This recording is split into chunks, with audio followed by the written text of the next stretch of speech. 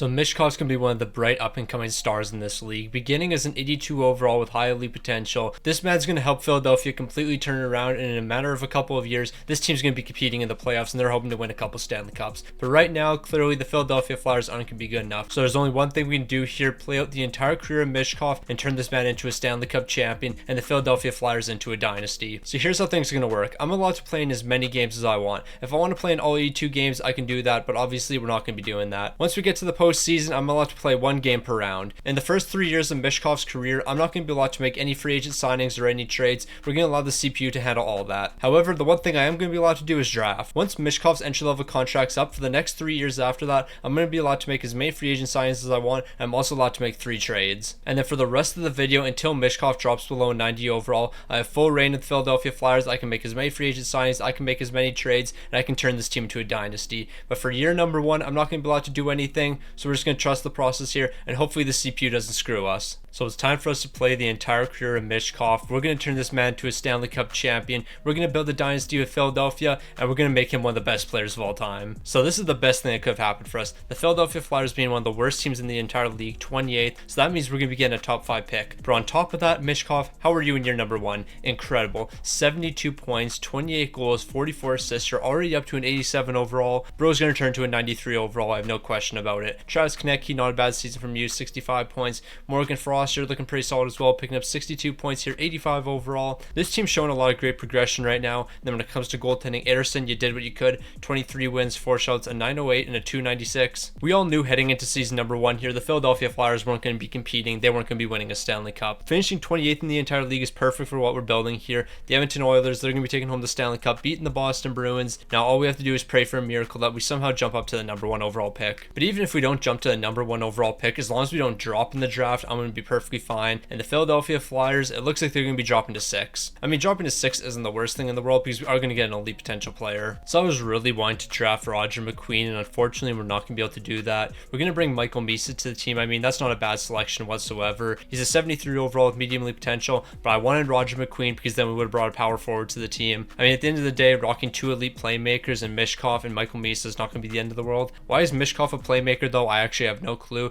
but that's what EA has him set at, so that's what we're going to rock with today. Probably should be a sniper, but that's neither here nor there. We're also going to be getting another great player in the draft. Aitchison's going to be brought to the team, medium top 4 potential. As long as he develops, he could be a key defenseman for us. And then we have 3 picks in the first rounds with a 32nd overall. We're just going to pray for a miracle here. Hopefully that guy we just drafted has medium elite potential, though I highly doubt it. Medium top 6 definitely wasn't great, but you know what, it was worth the risk. We also have another pick immediately after that, so why not try the exact same thing? Matthews, are you going to have medium elite potential? Probably not, but it's worth the risk. What's his potential going to be? Medium top 9. I guess I can live with that. Now just a couple picks later, we are going to be getting a great prospect, medium top 6 potential sniper here. Starting off as a 65 overall, and he plays on the left wing. You never know, this could be Michkov's partner in the future. Now this is turning out to be a really good draft for us. We're going to be getting a low elite potential player here with the 101st overall pick. And with our next selection, ideally we're going to be getting a great goaltender. Because with our very next pick, we got incredibly lucky. This guy's going to be dropping a couple picks. We're getting a medium elite potential goaltender, starting off as a 48 overall. For a year 1 draft, this is actually looking really good. And we're not quite done yet. Ekman Larson, welcome to the team. Low elite potential. The amount of elite potential players we've gotten so far is actually insane. Now we drafted a lot of players here, but you know what, we got some great ones. Michael Misa is going to be a great player for us. Aston, as long as he develops, he could be our future goaltender. There's a ton of guys showing a lot of potential here, but the real question is, can they develop? Now as we know, the CPU is going to be managing the contracts here, and they're going to be signing people, and it looks like we're making some big moves right off the bat. So Morgan Frost is going to be sticking around with the team. He's going to be signed for 6.6 million. How many years is it going to be? Only 3 years. I would have liked a longer term deal. Cam York, he's going to be signed for 6.3 as well, and that's going to be a 5-year deal. 6.3 for Cam York's a bit much, but he is an 85 overall and only 24 years old. So you know what? I don't mind that deal. Tyson Forster is going to be locked down for 2 million, and then Noah Cates is going to be a 2-year deal, 1.6 million. And then it looks like Michael Misa is going to begin his entry-level contract. Not much of a surprise there, but he's going to be headed back to the OHL for another year. So it looks like this is all the players we're going to let walk away here. Personally, I'm actually okay with letting all these guys walk. Eric Johnson, I mean, you're 37 years old, 83 overall. You're not getting any younger, and we probably have some young guys that can jump into the lineup. So we had $9 million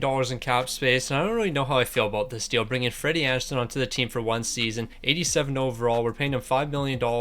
I think I'd rather have Anderson start, just allow him to develop a bit more. But I mean, Freddie Anderson for one season is not the end of the world. So looking at this team, I would not be overly surprised if we made the postseason. Sean Couturier, 87. I'm having Owen Tippett play on his off wing just because I think it makes a lot more sense. Like having a sniper like Owen Tippett alongside Michkov makes a lot of sense. Travis Konecny, 88 overall. Morgan Frost, 86 overall. Joel Farabee is going to be an 86 overall. Sean Lawton's an 87. Like we actually have a lot of forward depth here. When it comes to the defense, that's in an amazing spot as well. Also, apparently we brought Ryan Suter to the team, so shout out to Ryan Suter. He's going to play some third line minutes for this team. But the defense is actually looking good here. So now that I understand how good our team's looking, I actually understand why we brought Freddie Anderson to the team. We're going to be making a push for the postseason. And it really doesn't make sense to stop at the trade deadline since I can't make any trades here. So we're just going to simulate right to the end of the season and ideally finish as a top 10 team. Now I said I can play any games I want. And if that means playing these final 3 games in order for us to get into the postseason, I'm going to do so. So we have the Buffalo Sabres in one of our final 3 games here. It's going to be a scoreless first period. Moving into the second period, we're going to be picking up 3 goals. So we're going to win this one. We're winning at 7-0. I don't think that clinches a playoff spot for us, but we're going to be pretty close. So I think all we have to do is pick up at least 1 point in our final 2 games here. We have the Columbus Blue Jackets up next. We're picking up 3 goals in the first period. That's huge. And we're going to keep on putting on the pressure because this offense is flying so much, we're making the postseason. And with this 4-game heater right there, we're going to be clinching a spot in the playoffs. It doesn't matter what happens in this final game against the Carolina Hurricanes, the Philadelphia Flyers are back in the postseason. I will say though, based on what our roster looked like at the beginning of the season, I did have higher expectations than just a wildcard spot, but you know what, I'll take it. 5 straight wins heading into the postseason. Philly's hot right now. So the Philadelphia Flyers are going to sneak into the postseason, 14th in the entire league, a 44, 32, and 6 record. Things are looking up for the Philadelphia Flyers.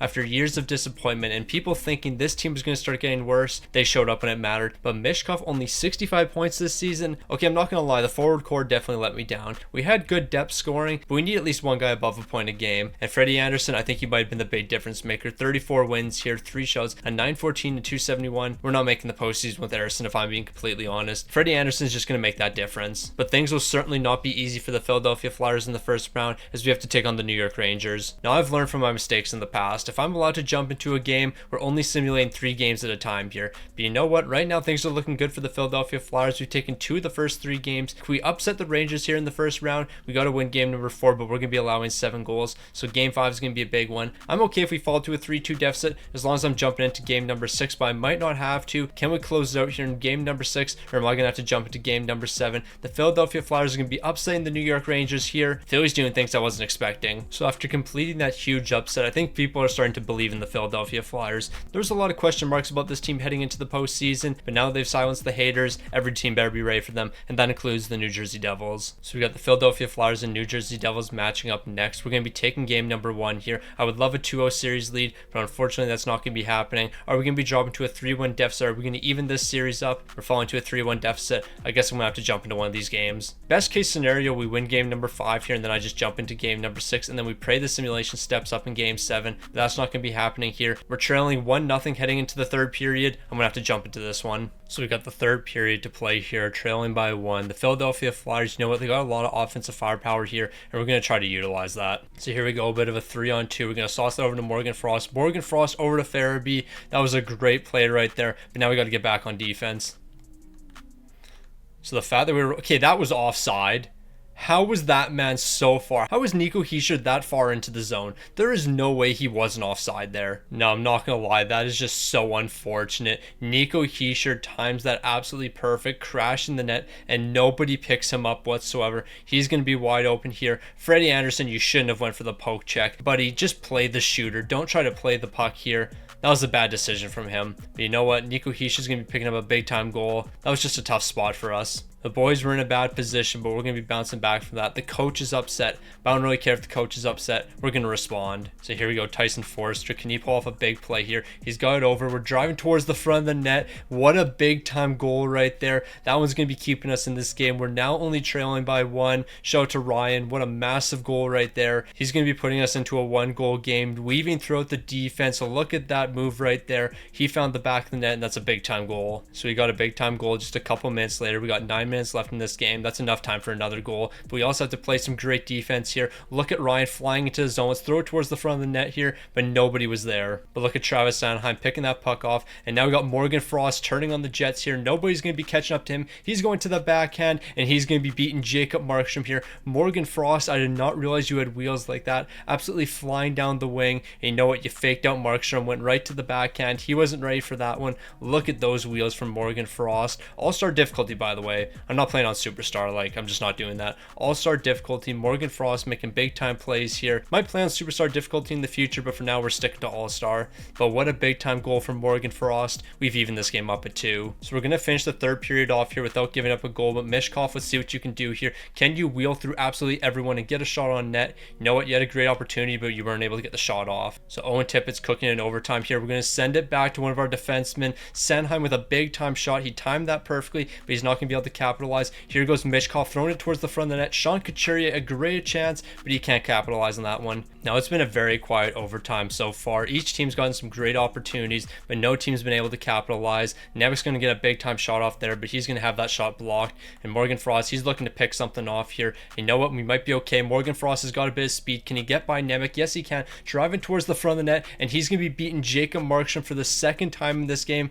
Morgan Frost's speed is unbeatable, and he's always showing up in these big-time games. He's picking up the goal that ties this game. He's going to pick up the OT winner. Now he's have to show up in these next couple games in order to make it to the conference finals. Game number 5 was a huge one for Morgan Frost, picking up some big-time goals, and hopefully we can build on that momentum right now. The Philadelphia Flyers aren't going to be picking up any goals in the first period, but neither are the Devils. In the second period, we're going to see Owen Tippett picking up a big-time goal here. Can we close it out in the third period here? The New Jersey Devils made a comeback. They were ahead in the series, but the big-time players showed up. We're off to Game 7. So that OT win certainly sparked some momentum, and now we're off to Game 7. A chance at making it to the conference finals. In period number 1, we're going to be picking up 2 goals. Sean Couturier and Noah Cates. In the second period, though, the New Jersey Devils are going to be showing up when it matters. A short-handed goal and then a big goal from Siegenthaler. We're going to give them the lead. Can we show up in the third period and pick up some big-time goals here? No, we can't. We allowed 4 unanswered. Make that 6 unanswered. That is a tough one. 6 unanswered to lose this game, falling 7-2. You hate to see it. But I mean, to be fair, in year number 1, I didn't expect by year number 2 we would be making it to Game 7 in the second round. I didn't even think this team would make the playoffs, so this is definitely a step in the right direction. And after taking the Devils to 7 games, they're going to make it all the way to the Stanley Cup final, where they're going to take the Chicago Blackhawks to 7 games, but the Blackhawks are going to be coming out on top, and Connor Bedard's going to be winning his first. Now I'm happy with the Philadelphia Flyers, making strides in the right directions here. Jamie Drysdale's proven he can be an elite defenseman, up to an 87 overall, 7 goals, 7 assists for 14 points. Michkov's proven he's one of the best in the game, up to a 90 overall. He had 3 goals and 8 assists for 11 points, showing up in the big time games like usual. Sean Couturier, Owen Tippett, and then Morgan Frost. The only 2 goals you scored is when I controlled you. What's your speed? I just want to look at that. His speed's only an 89. It feels way faster than an 89, but this man showed up in one of the most important games, and you know what? That's all that matters. I don't care if you only had 2 goals, you had 2 huge goals. And then when it comes to Freddie Anderson, you know what? The numbers just weren't good enough here, but we don't have the greatest defense in front of you, so you know what? I can't really expect too much. How does something like this even happen? The LA Kings getting the 2nd overall pick, jumping from 12 to 2, and then the 10th overall pick, jumping from 10 to 3. They got those picks from the Boston Bruins and the Dallas Stars. How are you that incredibly lucky? Now, we're not going to be getting the same luck. Now, I doubt this guy right here is actually going to have medium league potential, so I think I'm just going to take this left winger right here. He's guaranteed to have medium top 6. I don't want to take the risk. Now, if that guy ends up having medium league potential, I'm going to be very upset. Medium top 6. I'm happy I didn't risk it. So this is going to be a big time selection with a 115th overall pick. We're getting a medium top 6 potential player who's also a gem, starting off as a 53 overall. I was kind of hoping for a 60 overall to start your career, but you know what? You're a gem, so I'm going to trust in the development. Now, this team's committing a lot of money to the defense, but I'm not really against that. Right after I say that, I'm going to show a guy like Sean Lawton, 87 overall. He's going to be locked down for the next 2 years at $3.4 million. That's actually a great deal. I don't really like the no trade clause, but you know what? He's an 87 overall and he's got lots of X factors. So Mula, I really like you, 85 overall. We're going to lock you down for the next 4 at $6.1 million. Bobby Brink's going to be locked down. He's going to be getting 2.5 for the next couple of years. That's going to be the next 3 years. The rest of the deals are some small ones, so I'm not too focused on those. However, I guess I should point this out. Freddie Anderson is going to be returning for one more season. He's going to be getting $3.1 million. So when it comes to the lines, we're taking a bit of a risk this season. Sean Lawton, Travis Konecki, and Michkov are going to be the top line. We're not going to have a sniper here, but you know what? I can't pass up on that +5 boost. Then on the second line, it's going to be Farabee, Sean Couturier, and then Owen Tippett. I think we should be fine. We have great forward depth here. The defense is even better. Like, look at this top 4. This top 4 is not going to be able to be stopped. And when it comes to goaltending, goaltending? That's my one lone question on this team. Freddie Anderson, you're 36 years old. You've dropped to an 84 overall. Are you going to be able to make it to the end of the season? I'm not too sure. Okay, let's just say things didn't really go according to plan in the first 10 games. So we're rocking these lines right here. At this point, we're actually kind of just hoping we can make the playoffs because it's not guaranteed anymore. So I don't know what it is about the Philadelphia Flyers, but we always have to make things so hard on ourselves. We're entering the final 2 games of the season. If we win this game right here, we're basically guaranteed the playoffs. We're going to be allowing 2 goals in the first period. In the second period, we're going to make a slight comeback here. I think I'm going to have to jump into this game. I'm going to simulate a bit of the third period, but more than likely I'm going to have to jump into this one. We're halfway through the third period. I'm jumping into this one. We have about 12 minutes left. We're not missing the playoffs. We have to make the postseason here. So we're trying to build a dynasty here. We can't afford to lose to the Blue Jackets, so I have to jump into this game. All right, let me explain what just happened here. We tied the game up. I ran out of storage space on my PC, so I had to delete a couple things. But you know what? We're perfectly fine. We're back into this one. Bobby Brink driving towards the front of the net. This is going to be an easy move for us. He's going to send it over to Noah Cates. He's going to deflect that into the net. The goaltender should have made that save. I don't know who it was. Was it Merzlikins? I think it was Tarasov or something. No, it was Gabriel Degg. Gabriel Degg, you should have stopped that one. Bro deflected into his own net. But we're going to be tying it up. I did not realize I had no space left on my PC, but you know what? We vibe anyways. We're going to be tying this game up, but you know what? We need more than a tie here. We got to win this one. And Michkov, he's doing everything he can, driving towards the front of that, but he's getting absolutely lit up. Owen Tippett's coming in to step in. If I have to get into a fight here, I will. Owen Tippett was looking to step up for Michkov. That was a big time hit he took right there. And you know what? Owen Tippett was ready to get into a scrap. And what a goal by Brock Boeser, picking up the hat trick here. I was playing too aggressive there, and Brock Boeser's going to deflect that into the net. I think he banked it off Freddie Anderson or Arison. I don't even know who's in net for us. That's a tough goal right there. We don't have too much time to tie this one up again. We have 8 minutes left in this game, so we got to get rolling. And you know what? Jamie Drysdale, he's got a step here. Can he pick up a big-time goal here? It looks like Gabriel Degg's going to be making the big save. But you know what? Michkov's going to tee one up here. He's not going to be able to capitalize on that one, but we're keeping the puck in the offensive zone. So it's a one-on-one. Sean Lawton taking on the defenseman. I think he's got a step on the D. The D's a bit too slow. Sean Lawton driving towards the front of the net, but he can't capitalize. Now they're going to be breaking out. Rasmus Ristolainen, I need you to get back here, and he's going to be able to break up that play. Now let's try to spark that into a bit of offense. So we got to be real aggressive. 49 seconds left in this game. Sean Monahan's trying to bring the puck into the zone. Garrett Hathaway's going to be poking that away from Brock Boeser. They got a lot of tired players on the ice, and we got to capitalize on that. Garrett Hathaway had a breakaway, but he poked the puck away instead. So there's a lot of tired players on the ice. Noah Cates isn't one of them. Can he somehow pick up a crazy goal here? Oh yeah, just run the goaltender over. I mean, that works. I don't know how that wasn't goaltender interference. We'll take it though. We got so incredibly lucky there. Like, that shouldn't have happened. I guess when in doubt, just run the goaltender. There's a lot of tired players on the ice for the Columbus Blue Jackets. Noah Cates going to the backhand, absolutely lighting up Gabriel Degg there. I have no clue how that's not goaltender interference, but at least we're picking up 1 point here and we're off to overtime. But you know what? The refs never make the wrong call, so clearly that was the right decision there. Sean Lawton's going to be taking this face off. We got a bit of 3-on-3 action. We just need to show up here. So Travis Konecny's going to dish over to Jamie Drysdale, and he's going to cook Gabriel Degg. What was that animation? Like, I need to see that animation, but what a pass from Travis Konecny over to Jamie Drysdale. More than enough space here. He's going to get Gabriel Degg to bite. He's going to go for the poke check, and once he went for the poke check, this game was over. Jamie Drysdale burying that in the net, but look at that animation from Gabriel Degg. Bro, what were you doing? This is actually the last thing you want to do. You actually turned away from the puck. But yeah, it doesn't matter. We're going to be winning this game, and now we're postseason bound. So Jamie Drysdale's picking up a huge goal. Because of that goal, we're making the postseason here. 11th in the entire league, a 43-30-9 record. I'm not convinced on this team, though. We don't have a great offense. We're not great defensively. We're not really good in anything right now. Travis Konecny, 79 points. Michkov's going to have another great year. He's picking up 75. The fact he has no X factors, though, is a bit disrespectful. Owen Tippett, 71 points, 27 goals. Sean Couturier is picking up 35 goals, 35 assists for 70 points. He was great this season. When it comes to goaltending, though, Freddie Anderson, age is catching up to you. You've dropped to an 83 overall. You don't have any X factors anymore. This is your last season with the team. I'm going to be stepping in as a partial GM next season. I'm allowed to make 3 trades per season. I'm also allowed to handle the free agent signings. So I can tell you right now, you won't be rejoining the team. The Philadelphia Flyers are certainly going to be in a tough spot here, holding one of the wildcard spots. So you already know we're taking on one of the best. So we better be ready for the Montreal Canadiens. You know they're going to put the pressure on. They're going to be shutting us out in game number 1. In game number 2, we're going to be doing the shutting out, though. We're going to be scoring 4 goals in game number 2, 5 goals in game number 3. Can the offense keep going into game number 4 here? I want to see us keep scoring goals. That's exactly what's happening. Can we close this out in a 5-game series,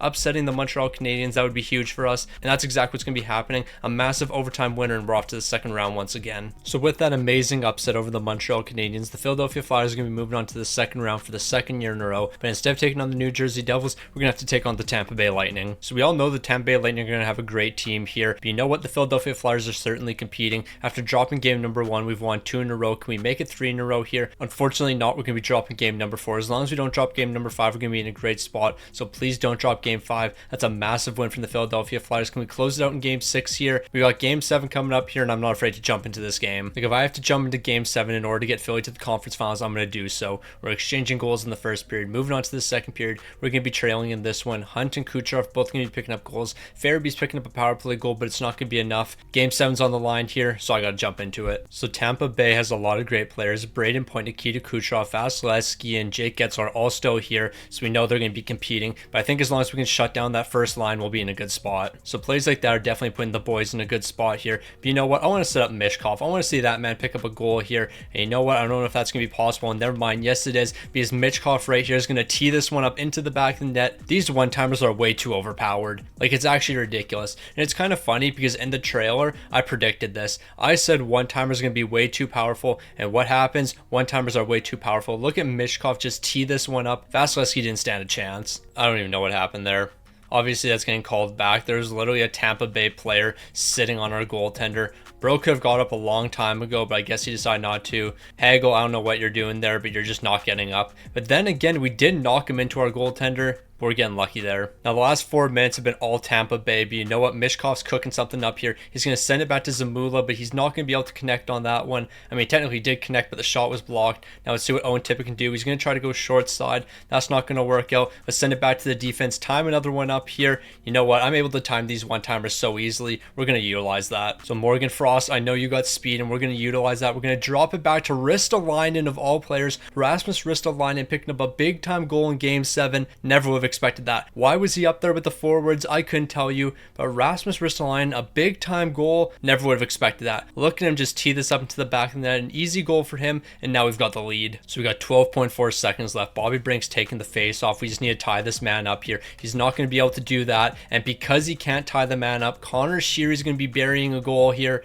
We're off to overtime in Game 7. Rasmus Ristolainen, I thought you had the winner, but I'm going to choke in the final seconds. This is nothing but pain right now. To be fair, though, it was a mistake having Bobby Brink do that face-off. I would have rather had anyone else other than Bobby Brink taking that. Now, it was a tough battle overtime. Neither team could really get anything going until this moment right here.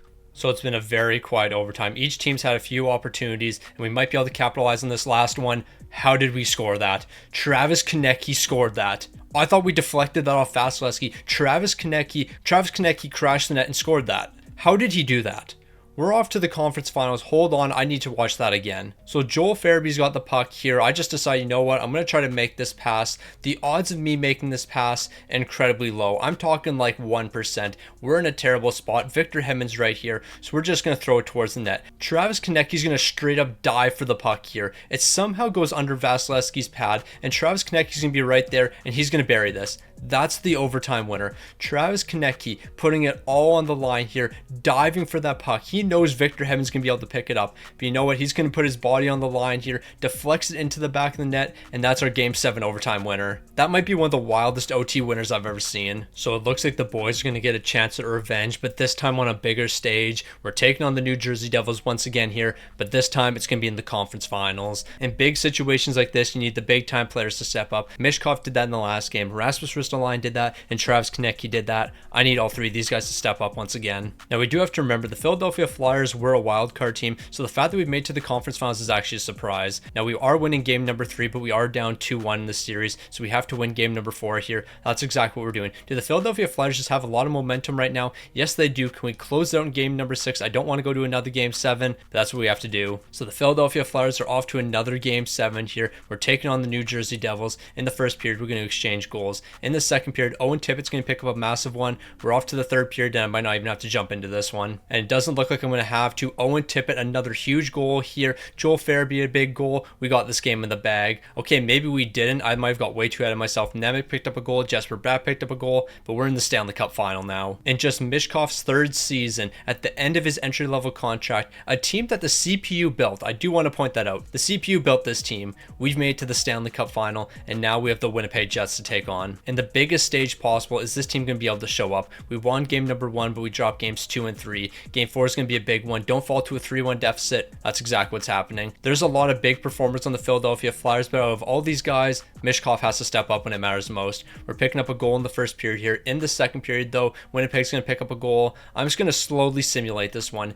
If I don't have to jump into this game, I'm not going to, but if I have to, I will. Morgan Frost is picking up a massive goal in the third period. That's going to be helping, but Mark Scheifele's going to respond minutes later. All right, I might be jumping into this one still. I just want to make sure that if I'm jumping into this game, I'm not going to be jumping in too late here. Like if Winnipeg scores in the next couple minutes, we're going to be screwed, but I think this game is off to overtime. Do I trust the CPU in overtime? Not really, so I'm going to win this game for us. Travis Konecny, I need you to pull off one of those diving shots again. I need you to pick up another OT winner. But you know what? Michkov is going to be starting out here on the ice, so maybe we just feed him immediately. All right, no, Cates, let's see what you can do. Just throw something on net here. Wow, that actually went under Halbuck's blocker. That deflected into the back net. All-star difficulty, that's happening. That should not be happening on all-star difficulty, if I'm being honest. I know it's not Superstar, and I probably should be playing on Superstar since I've won every single game so far, but that should not be going in on all-star difficulty. A huge goal from Noah Cates, but come on, Halbuck, you got to stop that. Like, yes, it is a bit of a 3-on-2 here, so maybe Halbuck was a bit nervous and he was waiting for the pass, but this is a pretty easy shot he should be stopping. I mean, Noah Cates did kind of aim that perfectly, like he was going far side,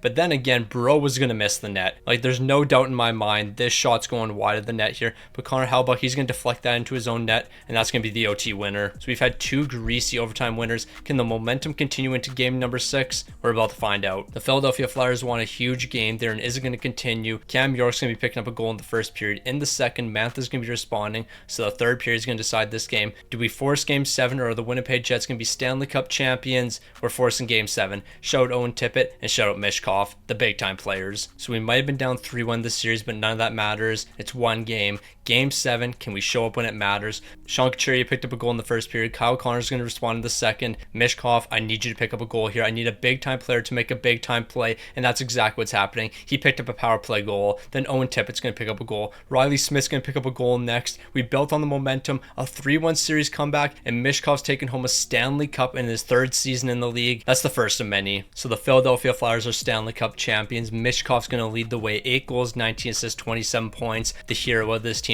Sean Couturier was great. Owen Tippett was great. Joel Farabee was great. But the one thing I do have to look at, Rasmus Ristolainen, how many goals did you score? I want to know if he just scored that 1 goal. Yes, he did. Bro scored 1 goal, but it was one of the biggest goals of the postseason. We don't win this Stanley Cup without him. And then when it comes to goaltending, Freddie Anderson, 16 wins, 2 shouts, a 914 to 290. Freddie Anderson's going to get 1 Stanley Cup before he retires, but this is the beginning of the dynasty. Also, I guess it wouldn't hurt if I looked at Michkov's awards. So it looks like he's going to be taking home the Calder in his very first season. No surprise there. He's also a Stanley Cup champion, but not a Conn Smythe winner. Because who's the Conn Smythe actually going to be going to? Well, it's going to be going to Sean Couturier here. He's going to be taking it home over Michkov. I mean, I can't really argue with that. Both of these guys were incredible during the postseason. Almost identical stats. They both had 8 goals. They both had 19 assists. They both had 27 points. They were both +4. They took the exact same amount of shots. The only difference between these two guys, Couturier had a game-winning goal, so I guess that's going to give him the edge. So season number 3 is complete, so that means I can start making some free agent signings. I can start making some trades for this team, and the first thing that we're going to be doing, picking up a goaltender. I can't rely on Freddie Anderson for another season. Also, the Islanders are jumping from 8-1, while Detroit's jumping from 11-2. Makes sense. So although we're entering year number 4, I'm going to consider this draft part of year number 3, so I'm not going to be able to make any trades here, and I have to draft with all my picks. And too bad we didn't have the 31st overall, a 79 overall with the 31st pick. No, that guy's going to turn into a stud, no question about it. And since I have unknown scouting on all these guys, we're going to go with this player right here, because at least I know the guy we drafted is going to have medium top 6 6 potential, and that's exactly what he's going to have. Now in the third round, I'm feeling absolutely nothing but pain because we could have gotten a mediumly potential player, but he went one pick before ours. We're going to end up getting a medium top 4 potential defenseman, but we could have had this mediumly potential playmaker. Also, this guy's starting off as a 73 overall. Although he only has fridge star potential, he is a 73 overall to begin his career. So this was the final re-sign phase for the CPU, so I decided to let them cook. There's no possible way they could screw anything up here. Rasmus Ristolainen, $6.2 million for the next 4 years. So he's going to be the first player we trade away. Without hesitation, Rasmus Ristolainen's getting traded away. Why did we just give him $6.2 million? On top of that, we have Freddie Anderson for another year, but bro's 37 years old. He can't be the starter anymore. But you might be wondering about the most important piece to this team, Michkov. Well, don't worry. He signed an extension during this season. He's going to be locked down for the next 6 years at $8.1 million. That's an incredible deal we're getting done. Also, I want to point out all the players here that now have elite potential, or at least medium elite potential. This is absurd. Like, things have gotten out of hand here. Half the team has elite potential right now. There's no reason this should be happening. So now that we've entered year number 4, I'm allowed to make 3 trades per season as well as many free agent signings as I want, and we're starting with this. Rasmus Ristolainen and a mediumly potential goaltender. Both of these guys are going to be sent over to the Buffalo Sabres. We're bringing in Devin Levi to be our goaltender for the future. He only has 2 years left under contract, but I feel like we'll be able to sign him to a reasonable deal. Alright, so we have 2 guys on expiring deals, and Joel Farabee and Morgan Frost. Now, if I'm being honest, they don't really fit on this team anymore. Joel Farabee are no longer going to be a top 6 player for us, and then Morgan Frost, we don't need you on the second line to be our playmaker because we have Michael Misa jumped into the lineup. So what we really need is another sniper, so that's where Logan Stankoven's going to come in. 4 years at $5.6 million, that's a great deal. We're also going to bring in Christian Kyrou for the defense, and then for the bottom 6, Bukestad can play some minutes for us. So I'm going to send this package over. They like Joel Farabee, they don't want Morgan Frost, so I think we might have to do a 3-team trade. So this is what the 3-team trade is going to look like. Morgan Frost and his second round pick is going to be sent over to the Devils, and we're going to pick up Nemec. And then after we acquire Nemec, he's going to be flipped over to the Dallas Stars. I'll include a 4th round pick in this deal, but it shouldn't really cost a lot more. I feel like we're pretty close when it comes to trade value. Maybe a 3rd round pick can make the difference here. I'm going to send that over. They're saying no. Do you really want 2 second rounders? I feel like 2 second rounders for Nemec just isn't worth it. And as I mentioned, Romanoff and Joel Farabee are both going to be traded over to the Dallas Stars. Logan Stankoven and Bukestad and Christian Kyrou, welcome to the team. They're going to be saying no to that, but we're incredibly close. So hopefully 2 3rd round picks are going to be enough to get this deal done. I'm going to send it over. Dallas is going to be accepting. I've completed my 3 trades, but we couldn't make a free agent signing if we want. Now, I guess before we get ahead of ourselves here, it probably wouldn't hurt if we lock some guys down to extensions. I wouldn't mind keeping Scott Lawton on the team here, but I'm definitely not doing this. So he's just going to walk to free agency. Sealer, I'm expecting he's going to be asking for a bag, but then again, he is 34 years old. 2.3 million is not bad, but we're actually going to let you walk. I think we're going to let all these guys walk here. Like, I'll sign the young rookies and stuff, but like Bukestad, Riley Smith, Garnet Hathaway, all you guys are going to be walking. So Warren Foegele, I wouldn't mind bringing you to the team on a 1-year deal. So how about we do 2.5 million, 250k more what you're asking for. So we should be able to bring you to the team. And it looks like he's going to be accepting on the spot. Now, I don't mind this deal right here. Harvey Pinard, can I lock you down for the next 3 years at 2.2 million? You could be a really good bottom 6 playmaker for us. I think there's a couple teams interested in him, but I think we're going to be able to persuade him. You know what? He has a lot of organizational interest and contract interest, and it looks like that's going to be the difference maker. Welcome to the team. So we're heading into year number 4, and the team's never looked better. But the one thing I don't understand, how is Michkov not having any X factors yet? Bro is a 90 overall with high elite potential, but he's not getting the respect he deserves. Him, Sean Couturier, and Logan Stankoven are going to be a great line. Then Travis Konecny, Sean Lyon, and Owen Tippett, that might be an even better line. I was kind of thinking of putting Michael Misa on the second line here, but I think he's going to play on the third line for this season alongside Bobby Brink and Warren Foegele. That's going to give us a lot of forward depth. When it comes to our defense's top 4, I don't care if we don't have good line fits here. We have incredible players and they're going to make up for it. And then when it comes to goaltending, 86 overall Devin Levi, I need you to have a fantastic season. We're looking to go back to back here. Now, since I made all 3 trades at the beginning of the season, we can't make any more here, so we're just going to rock with the roster we have, but I think we're going to do some big things. So I'm not going to lie, I think I might have got a bit too confident with the Philadelphia Flyers. I saw our coaches overall go up, so I assumed that even though he doesn't have a good fit with the defense, we're still going to be in a great spot. 20th overall in the entire league. We're just on the borderline of making the playoffs right now, but we got to pick it up in the final 20 games. Things are not looking good for Philly right now, and the main reason for that, we can't score. I don't know why this team can't score, but we can't score. Holy crap, our first line sucks. -37, -35, -29. Why is the first line that bad? This is the worst they've ever done. I don't understand it. Michkov, what'd you do last season? You had a decent plus minus. You were +6 last season. What's the difference? What changed between this season and this season? There is nothing I could have done to predict that. That's just unlucky. Like, we made all the right moves here, and then the first line just completely disappeared. Devin Levi, these numbers are atrocious. Okay, we're bringing in a new coach next season. we're changing things up. I mean, to be fair, like we were a borderline playoff team the past 2 years. Last season, we went on some incredible runs. Shouldn't have won the Stanley Cup. But yeah, we got to make some changes here. So we have big dreams for the upcoming draft because this team was atrocious. The odds of us jumping to the number 1 overall pick, very slim, but I think there is a possibility. 20th in the entire league, a 39-39-4 record. The offense was non-existent. Travis Konecny led the way with 71 points. That's all that really needs to be said here. 71 points led this team. Michkov, you picked up 30 goals, but bro still has no X factors. It's getting ridiculous out here. Devin Levi, yeah, these numbers are cooked. Shout out to Freddie Anderson, he just retired. But yeah, when it comes to this team, I don't know what went wrong, but clearly we have to change things. I'm thinking it's the head coach. It's probably the fact that we have terrible defensive line fits. I was feeling so confident at the beginning of the season that I said it doesn't matter if we have poor defensive line fits, we're going to find a way to figure it out. And now we're going to figure it out at the draft here, where we're going to be getting the 13th overall pick. So things went bad really quick for us. So I think we're going to be getting an elite potential player with a 13th overall pick, and that would definitely work out for us. Medium top 6. Wow, that is something. I could have went with the guy that was projected ahead of him, but you know what? He's only going to have medium top 6. But yeah, what a disappointment. Also, if you were wondering why I didn't play games and just win them to get into the postseason, I would have had to play like the final 10 games of the season. And yeah, that kind of defeats the purpose of only jumping into a few games. So on top of getting that guy in the first round, we would get another player here that's going to have a bit of potential. Barkowski's going to be starting off as a 51 overall with low elite potential. So we have $19 million in cap space here, but we're going to be losing a lot of important pieces. Scott Lawton's going to be leaving the team here unless I can negotiate a reasonable deal with him. 6.1 million, I'm not doing that for a 34-year-old. That's just not going to happen. Warren Fogle, though, I wouldn't mind keeping you on this team. Like, you're a decent enough bottom 6 guy for us, so how about we do 2.1 million for the next 3 years? That's a pretty solid deal. Sealer, you're going to be walking. Bukestad's going to be walking. Riley Smith's going to be walking. We're going to be losing a ton of guys here, but you know what? That's just the way she goes. Now we have a couple guys on expiring contracts, one of them being Jamie Drysdale. He's up to a 92 overall, so he's going to be looking for a bag. Why do you only want 1 year? If we do 8 years, you're looking at 18 million, so we're going to hold off for a little bit with you. Tyson Forrester, you now have elite potential. I don't even know how that's possible. You're only asking for 2.4 million. So you know what? I'll keep you on this team here. You play some good bottom 6 minutes. And it's going to be 2.2 for the next 2 years. We're moving on to Bobby Brink, and you know what? You play some bottom 6 minutes as well, but 3.1 million, I think we're going to pass on that. And then Christian Kairu, you play some good third pairing minutes for us, and you're actually asking for a pretty reasonable contract here. Can we do 8 years with you? Like, I want to get an 8-year deal done with Christian Kairu,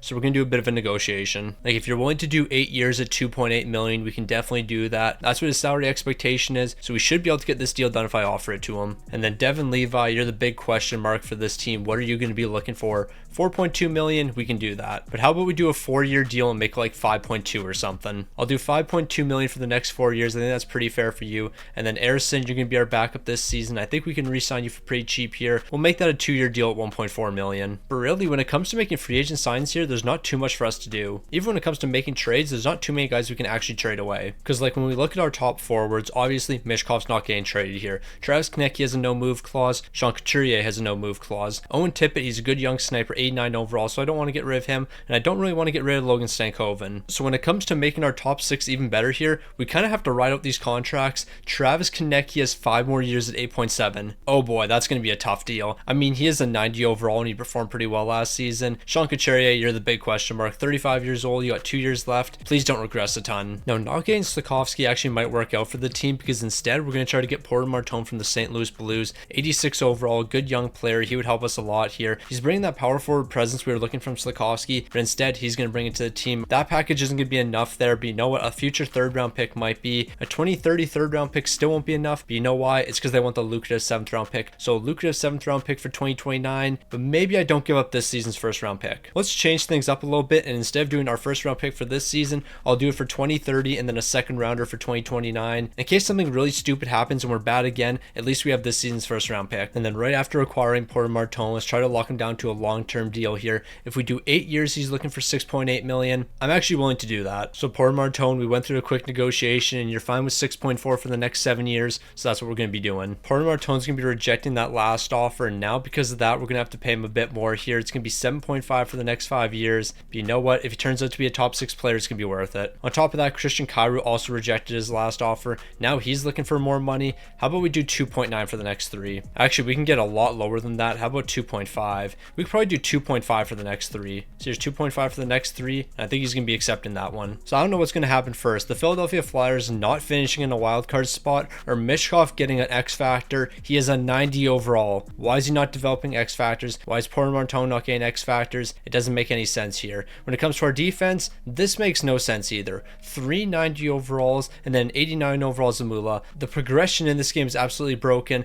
And then Devin Levi, 85 overall. Didn't Zamula start off as like a 7th D potential player, and now he's an elite potential player as an 89 overall? Like, how does that even happen? Meanwhile, Bro will still not sign anything other than a 1-year deal, so we're just going to hold out for a couple weeks. If I have to, I will sign him to a 1-year deal, but I really don't want to do that. Okay, so we simulated a handful of games, and now Jamie Drysdale's ready to sign. But Jamie Drysdale, we're not only going to be signing you, we have to trade a defenseman. Now, why would I trade a defenseman? We have a really great defensive core here. It makes no sense to trade a defenseman. Yeah, well, we're going to trade a franchise potential defenseman in Travis Sanheim. Exact franchise potential, Travis Sanheim. Yeah, he's got a modified no trade clause. We're going to make it work here. We are trading him, and we are going to get about 8 million assets. So Travis Sanheim, we're going to figure out where we can trade you. I have to utilize this trade value right now. We can bring in a legit superstar player for this. Okay, now this is absolutely broken, but we're doing it. Travis Sanheim, I'm going to send you to the Calgary Flames. Zane Parekh, this medium league potential player, and then Ryan Rubrock, another medium league potential player. Philly would be under the league's minimum salary cap.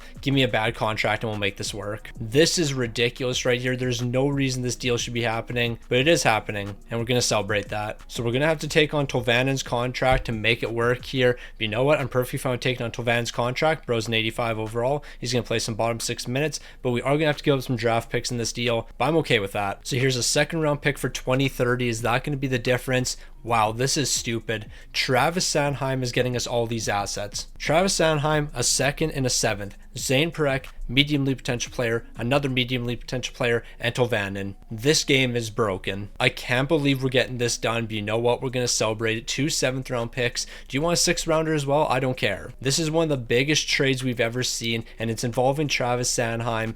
It makes no sense. Now, Zane Parek's probably going to turn into a star player, so let's lock him down for the next 8 years. He's looking for 9.6 million. Maybe we won't do that. How about we do 6 years at 8.6 million? Actually, I'll give you exactly what you're looking for just to make this simple. It's going to be 8.825 million for the next 6 seasons. Zane Parek's going to be sticking around here. That's a big time move. All right, I'm starting to lose faith in this Philadelphia Flyers team. Like, I feel like we're heading in the right direction, but we're just not seeing the results when it comes to our record. 16th in the entire league right now with 29-24-9 record. Our offense isn't good, and our defense actually isn't bad. 2.85 is probably one of the better defenses in the league. Yes, it is. We just don't score goals here, and I don't really understand why we don't score goals, because we do have a lot of good pieces. Like Michkov, 50 points -1. Porter Martone, 43 points. Logan Stankoven, 43 points. Owen Tippett, 40. I feel like these guys should be producing more, like 90 overall, 87 overall, 88 overall, 90 overall. Why are we not picking up points here? Like, we have good line chemistry. We're doing everything right here. Devin Levi's doing everything in his power for us to win games, but we're just not scoring. If this team could score goals, we would be winning games. Now, I don't really want to make a trade here because I don't think there's anything that's really going to be benefiting our team. Our top 6 is set right now because we can't trade Sean Couturier and we can't trade Travis Konecny away. So we basically have to rock both of those guys. When it comes to everyone else on the forward core, there's no one we can really trade away that's going to be making a significant difference. So we just have to stick with the team we have. Is this the wrong decision? Absolutely. But what more can I do? Shout out to Ryan Rubrock for leading the team in games played, playing 147 games this season. 147 games played and you only picked up 79 points. Bro was slacking out there. This is getting ridiculous. This is honestly ridiculous. The Philadelphia Flyers missing the postseason here. 40, 31, and 11. Why is this team struggling so much? Why can we not score goals? And why is Michkov leading the way with 68 points? 68 points is leading the way for this team.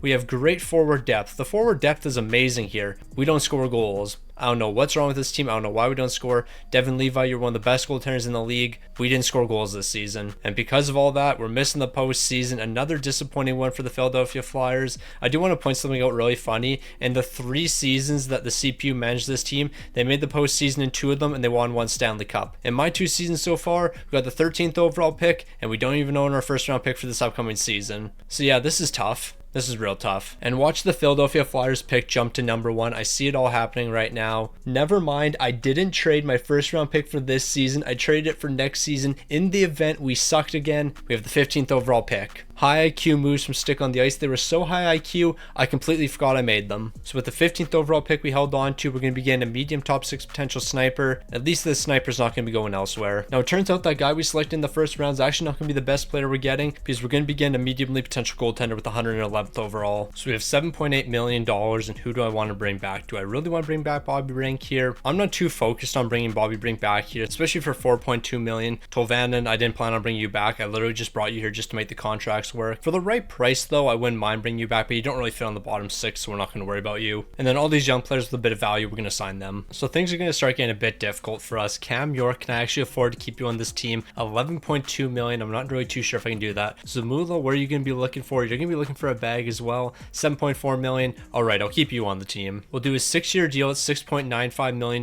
That's exactly what you're looking for here. So you're going to be returning to the team. And then Cam York, do I write out your contract or do I trade you away? I think I'm going to trade you away. I'll do that after we complete the rest of these deals though. We're going to be moving over to Michael Meeson next. It's going to be 5.3 for the next 6 seasons. He's going to be a good second line centerman for us. And then Ryan Rubrock, I see the potential with you. I know you're going to turn into a star player. So we're going to do 6 years at 4.6 million. So all the important pieces are going to be remaining on this team, but we do have to make some moves. All right, so let's see if we can get this deal done. Cam York and Sean Couturier over to the Montreal Canadiens. We get Lane Hudson, but on top of that, not 1, not 2, but 3 first round picks. Are we going to be able to get all 3? They're going to be saying no to that. Can I at least get 2 first round picks in this deal? It looks like we're bringing home at least 2 firsts. But the main reason I wanted these first round picks is so I can flip them over to the Red Wings, because I want this young player right here, 82 overall. He's a good power forward that can fit on our bottom 6. So we're going to pick him up here. I'm going to offer one of Montreal's first round picks. They're going to say no to that. We have a couple young guys on this team that I'm willing to trade away, so let's go find one of them. Like, I'll trade this one right here, 22 years old, a 78 overall. That should be enough to make the difference. So we're doing a deal with the Carolina Hurricanes here. You're going to give me your mediumly potential player in Nielsen. He just signed a 5-year deal at $6.1 million. He's a defensive defenseman. So Mula, you win signed with this team, so now you're traded. That's what you get for acting like a schmuck. So last season, clearly we were really bad at one thing, and that was scoring goals. So we brought in an offensive oriented coach, improved the forward core a ton here.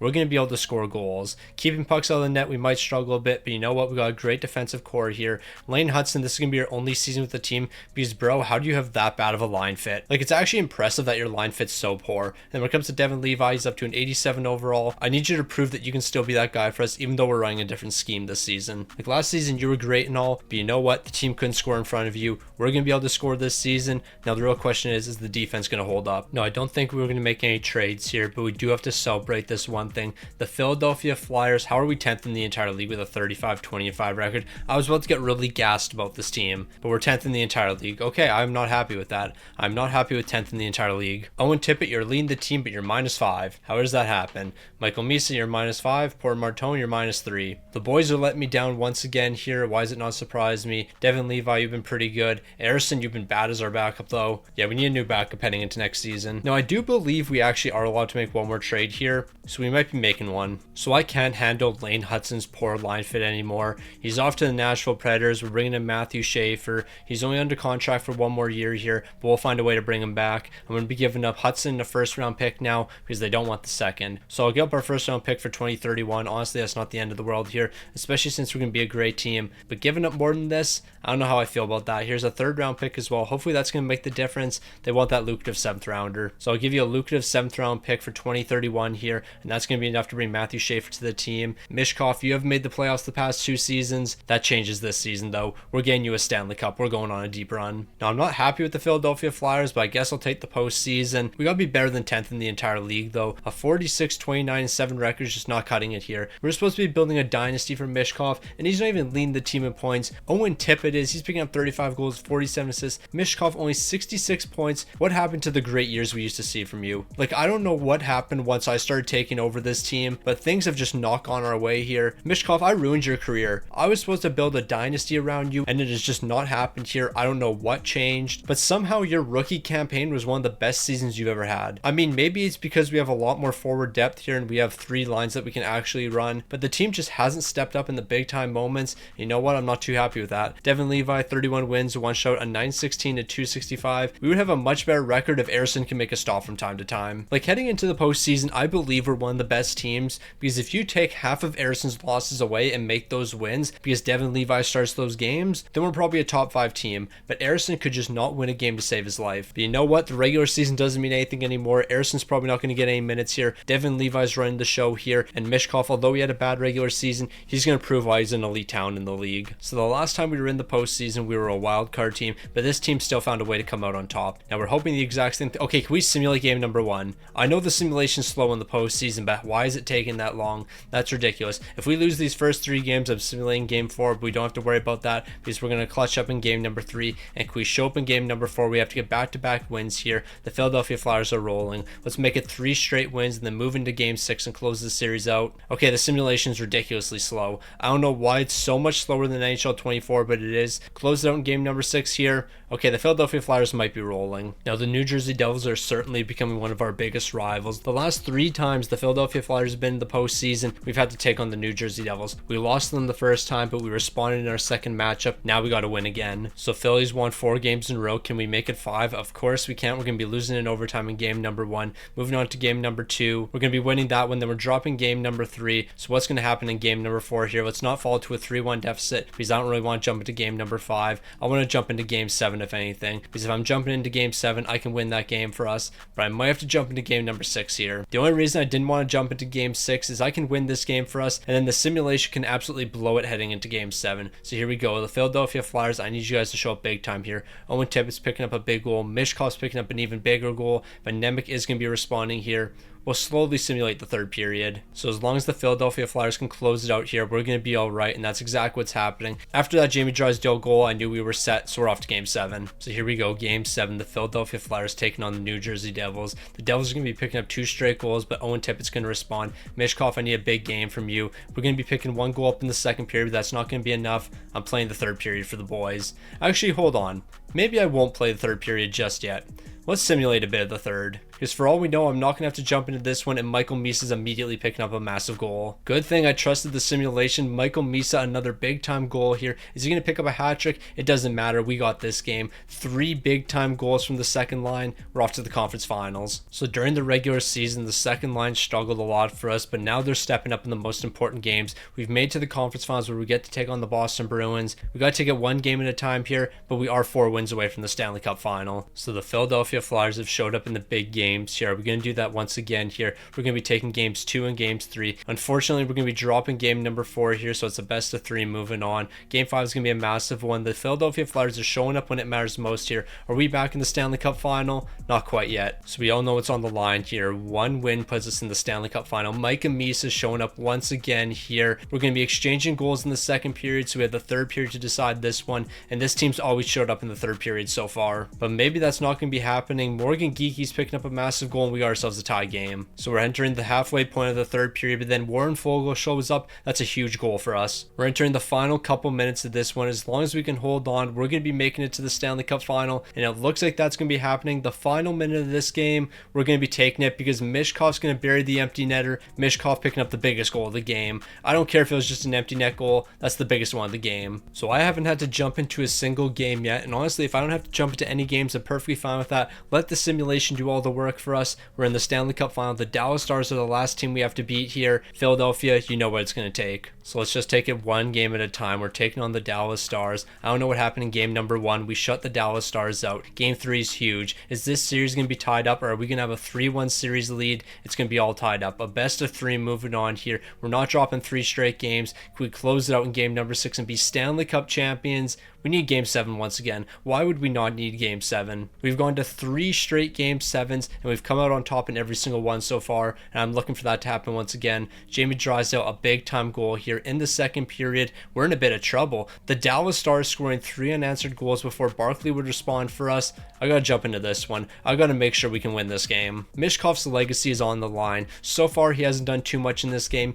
People are questioning whether or not he's an elite player. Well, I'm about to prove he's an elite player. Watch him cook. So here we go. We got ourselves a 2-0. This is gonna be an easy tap. You're kidding me. You are kidding me, right? Ain't no way we're not converting there. No, this game wants us to lose. So here we go. We have a chance at a break where we're going to swing it over to Michkov. Michkov's giving it back to Stankoven. Stankoven over to Michkov, but he can't score on the doorstep. Bro, you got to score that goal. I don't care what's going on. You got to score that one. Okay, the boys are exhausted right now. Someone's got to score a big time goal. I don't know what's going on. We got 7 minutes left in this one. Time's running out for us.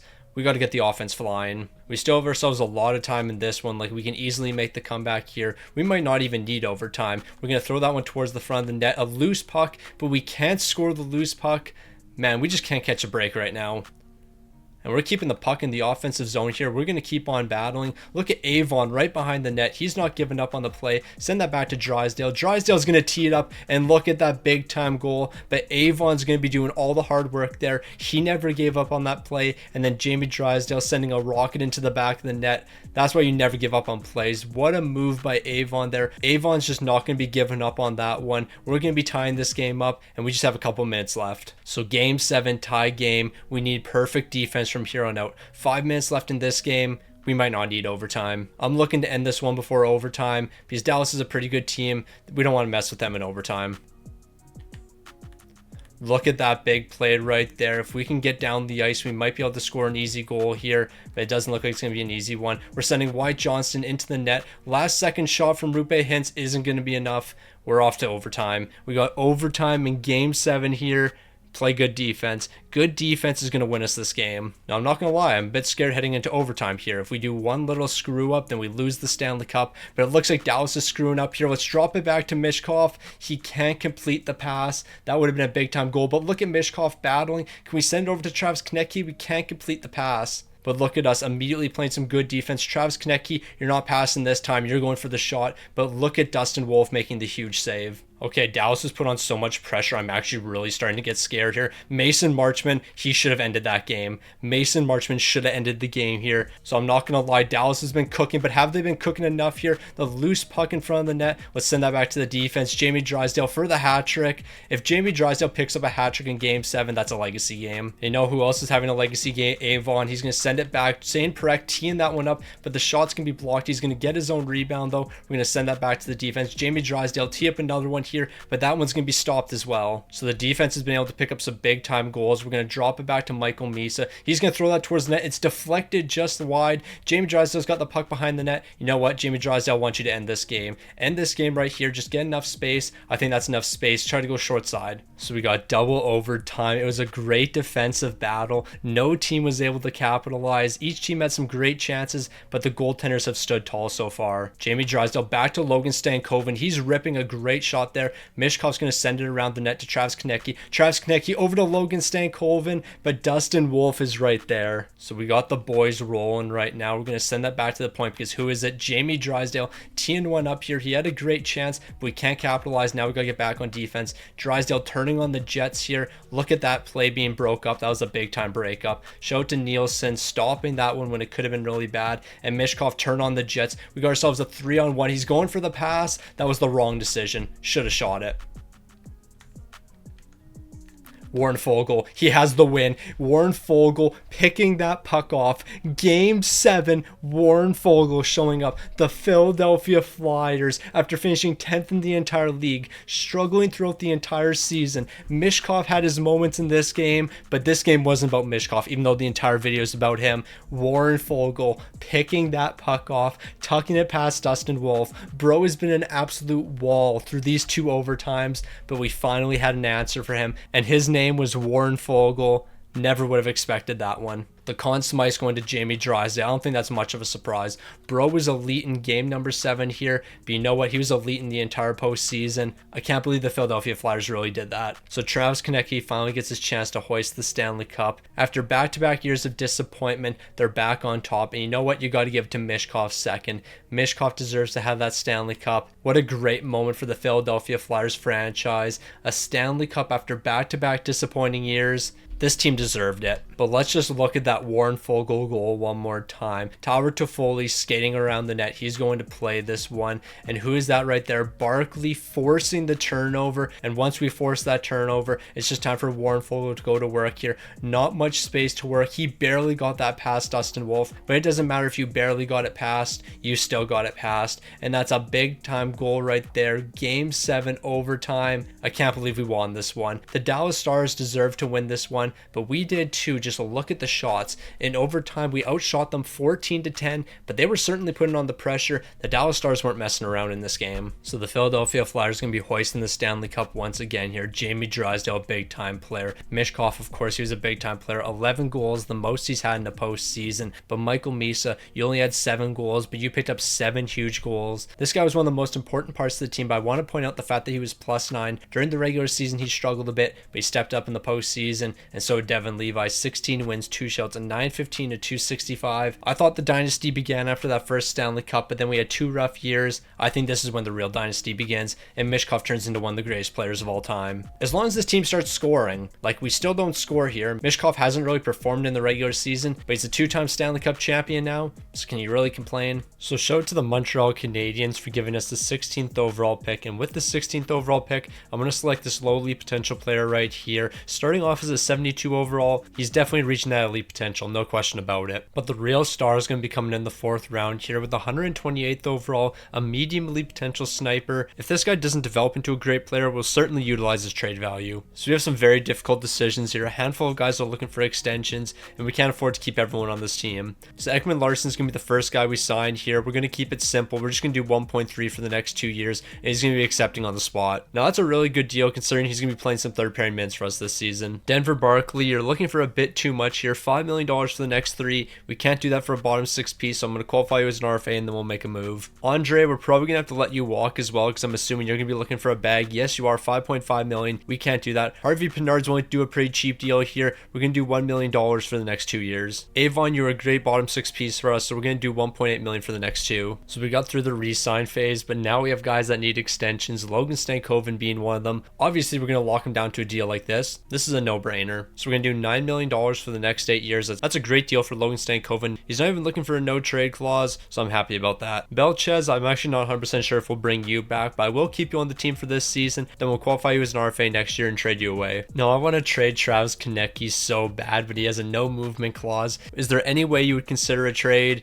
It doesn't look like it. The only reason I had to ask him is because he's now up to franchise potential. If we could somehow trade that man away, that would be amazing. How many years left does he have under contract though? He's got 3 years left under contract, but a modified no trade clause next season. If you can hold on to franchise potential for 1 more year, we're making a huge trade. So we're going to make this deal with the Blue Jackets. Barkley and Belchez are both going to be traded over. We're going to bring in D. Salvatore. He's going to be a good bottom 6 centerman, and so is Cole Sillinger. Both these guys are going to be brought in here. We're not having to give too much up in this deal, but a couple of picks are going to be required here. I'll give you a 3rd round pick, and hopefully that's going to be enough here. I mean, how much do I really care about Cole Sillinger? Like, I can take him out of this deal and then just do a bit of a 2-for-1. They're saying no to that. I'll give you a 3rd round pick. So I'll give you this 3rd round pick, and then that should be enough to get this deal done. All right, Columbus is bugging a little bit. So how about we just do a bit of a 3-team trade? I'll trade both of these guys over to the Dallas Stars, and we'll see if we can get 2 first-round picks. I doubt we can get 2 first-round picks here, but we might be able to. I'm going to send this package over. Dallas is saying yes immediately. All right, that was way easier than I thought. So the 2 first-round picks we got from Dallas are going to be sent over to Columbus, and then we're going to get the player we want. They're saying no to that. I'll take the 3rd-round pick out, and that's still not going to be enough here. I'm not going to lie, Columbus is bugging a little bit, but what if I throw a 2nd-round pick in this deal? They're still saying no to that. All right, we're giving up way too much here, but we have to get this deal done. Here's a 3rd-round pick as well,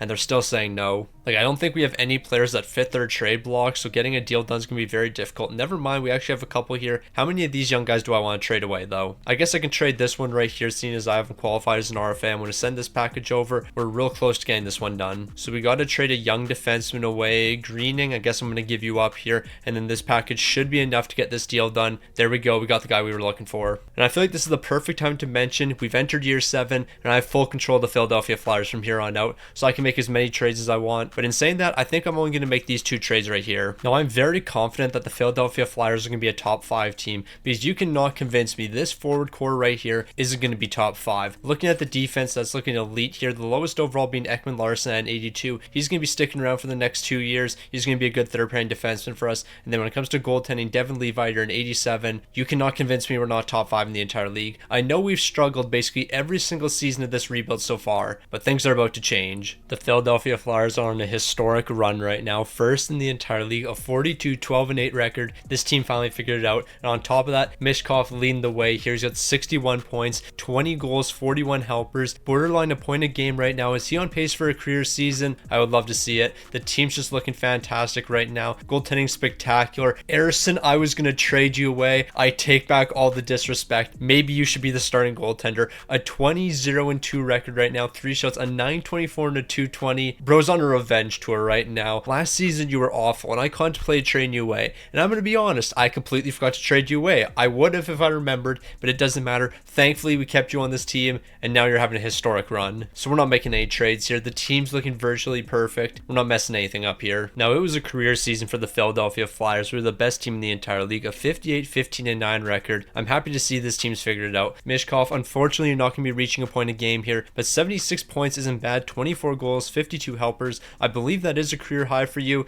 and it looks like it will be, surpassing your 2026-2027 total by 1 point here. Bro's looking absolutely fantastic, and he's back to having positive plus minuses. Everything about this team's looking fantastic right now. Ersson, I think you have to be the starter in the postseason. I mean, we are going to rock with Devin Levi, but I feel like it should be Ersson. Like, Bro couldn't have been more perfect. But at the end of the day, Devin Levi is the guy here. We relied on him in those tough games, so we're going to keep on relying on him. We're moving on to our first round matchup, where we're going to take on the Boston Bruins. Boston's definitely not going to be an easy task for us, so we can't take them lightly. So I'm making a very poor decision because I'm so confident in the Philadelphia Flyers. I'm simulating 4 games here. I am trusting this team to at least win 1 game. We've won 2 already. Could we win game number 4 here and make it a 3-1 series? Yes, we can. So could we close out in game 5? The Philadelphia Flyers are rolling right now. This team's showing amazing offense and an elite defense, and it looks like it's going to continue as we're off to the second round. So we advanced to the second round, where we're now going to be taking on the New York Rangers. Philly was looking unstoppable in the first round, but this is a completely different series, and the Rangers will be a tougher task. So we made quick work of the Boston Bruins, and we're now moving on to the New York Rangers. We're going to be dropping game number 1, moving on to game number 2. I don't know what's happening in that one. We're losing that one. I had to stop the simulation because I was going to simulate 4 games here. I don't want us getting swept, but luckily we are going to win game 3, and we're going to win game number 4. So it's a best of 3 moving on here. Game 5 is going to be a huge one. The Philadelphia Flyers aren't slowing down. Do I have to jump into game 7? Ideally, we're just going to win this game, but that's not going to be happening. Game 7 coming up. The Philadelphia Flyers are looking to make it to the conference finals yet again. So we got to be looking elite in this game. No mistakes. And you know what? One mistake was certainly allowing this shorthanded goal, but we're exchanging goals in the first period. Moving on to the second period, it's all Philadelphia Flyers, except for the fact that Bobby Brink isn't on the Flyers anymore. We have a 1-goal lead entering the third period. So we've moved on to the third period. This one's going down to the wire, but Jamie Drysdale's picking up a massive goal. Michael Misa's picking up another power play goal. We're off to the conference finals once again. So it was a big game 7 win against the New York Rangers, and now we're off to the conference finals. We're taking on the Toronto Maple Leafs. So with that being said, we've made it to the Stanley Cup final, and we're taking on either Vancouver or the Colorado Avalanche. I think we all know we're not going to lose to the Maple Leafs. Like, I don't care what year it is, the Toronto Maple Leafs are always going to choke. They could have a 3-1 series lead and would still find a way to choke. They won game number 1, but they've dropped 4 straight after that, and now we're in the Stanley Cup final. We have the Colorado Avalanche up next,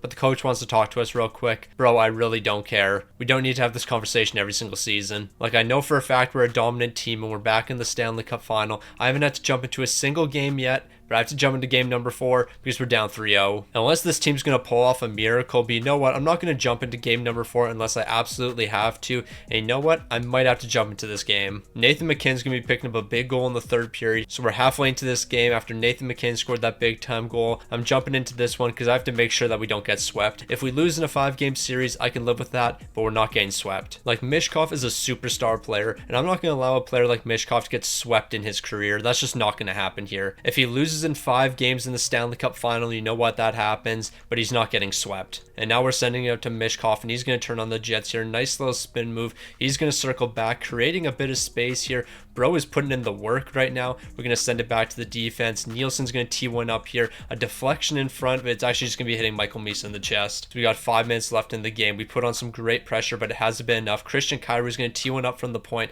That's going to be stopped in front. Samuel Girard's got the puck. Let's continue to put the pressure on here. If we can somehow keep this in the offensive zone, we'll max out the full pressure bar. So Owen Tippett, we got 3 minutes left in this game. You don't have much space. Georgiev, how did you make that save? There was a loose puck. Travis Konecny was all over it, but they're going to be keeping that out of the net. I think it was Travis Konecny. Honestly, I just assumed it was. It probably wasn't even him. I mean, it might not even been Travis Konecny. I just saw a C on the jersey, so I assumed it was him. Ain't no way that's the goal going in. Logan Stankoven's going to deflect it. That was the weakest shot. That was the weakest deflection, but that's the one Georgiev's going to be allowing. Bro, ain't no way. Like, this shot, I didn't even time the one timer. We just threw it towards the net. Georgiev, you got to make that save. I'm cheering for the Philadelphia Flyers right now, but Georgiev, you have to make that save. But I mean, at the end of the day, it doesn't really matter. We got ourselves a tie game, 3 minutes left. But Michkov, I want you to pick up the winner. I want Michkov scoring one of these game-winning goals. So we're down to the final 10 seconds in this game. Let's just throw it to the front of the net. Rubrok sent one towards the net. Jamie Drysdale's going to get it. He's going to throw that towards the net. Can we keep this in the zone? That's going to be the final shot of this one. We're off to overtime. So Travis Konecny's kind of wheeling and dealing here. He's going to try to throw this towards the net. Michkov's got it. What a perfect pass that we weren't able to capitalize on. You couldn't have asked for a better pass there. We're going to throw that towards the front of the net. Stankoven was there, but you know what, Kale McCarr's going to be breaking that up. But look at Stankoven get back into the play here. Let's see if he can spring Michkov. Michkov's flying right now. He's got past the defense. He's going to shoot that one towards the net, but Georgiev's making the save. The boys are absolutely flying right now. They're not slowing down. Jamie Drysdale, he's working behind the net here. He's going to stop. He's going to circle back. We're swinging out to Michael Misa, and he's scoring the big time goal here. Unfortunately, it's not going to be Michkov, but Michael Misa with a huge one. The boys put on all the pressure there, and you know what? It's going to work out for them. We're winning game number 4, avoiding the sweep, but I'm really disappointed it wasn't Michkov. I'm not going to lie. But I just want to talk about this pass from Travis Konecny here.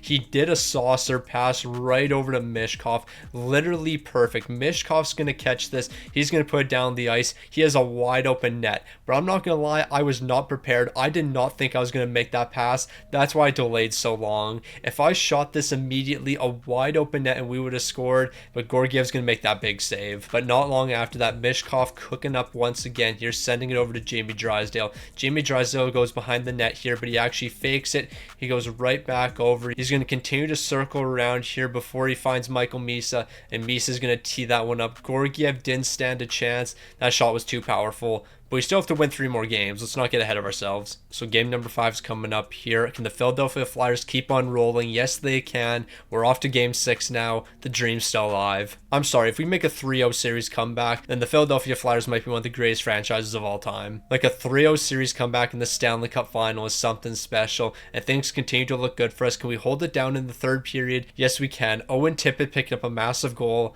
We got game 7. So we were down 3-0 in the series, but now we're off to game 7. The Philadelphia Flyers defying all odds right now. Can we close it out, though? It's the most important game, the one we have to show up in. The Philadelphia Flyers are picking up the first goal. It's coming from Travis Konecny. In the 2nd period, we got this. We have this game in the bag. Just don't collapse. A 3-0 series comeback. We made a 3-0 series comeback in the Stanley Cup final. Michkov's 3rd Stanley Cup of his career. We've got 3 with the Philadelphia Flyers. This team just won't stop, and all of this is happening because of Michael Misa's big-time overtime goal. That man stepped up when we needed him. But it wasn't just guys like Michael Misa. Ryan Rubrok's going to lead the way with 24 points. Michael Misa, 23, while Michkov's picked up 19, 9 goals, 10 assists, but -4. Why was bro -4? I have no clue. But is he taking home the Conn Smythe here? I highly doubt it. It doesn't look like it, but he is a 3-time Stanley Cup champion. I'm assuming the Conn Smythe is going to Ryan Rubrok. Either Ryan Rubrok or Michael Misa. So I guess it's going to be going to Michael Misa. No, it isn't. Who's taking home the Conn Smythe here? Actually, I should have known this. Who would take it home other than Devin Levi?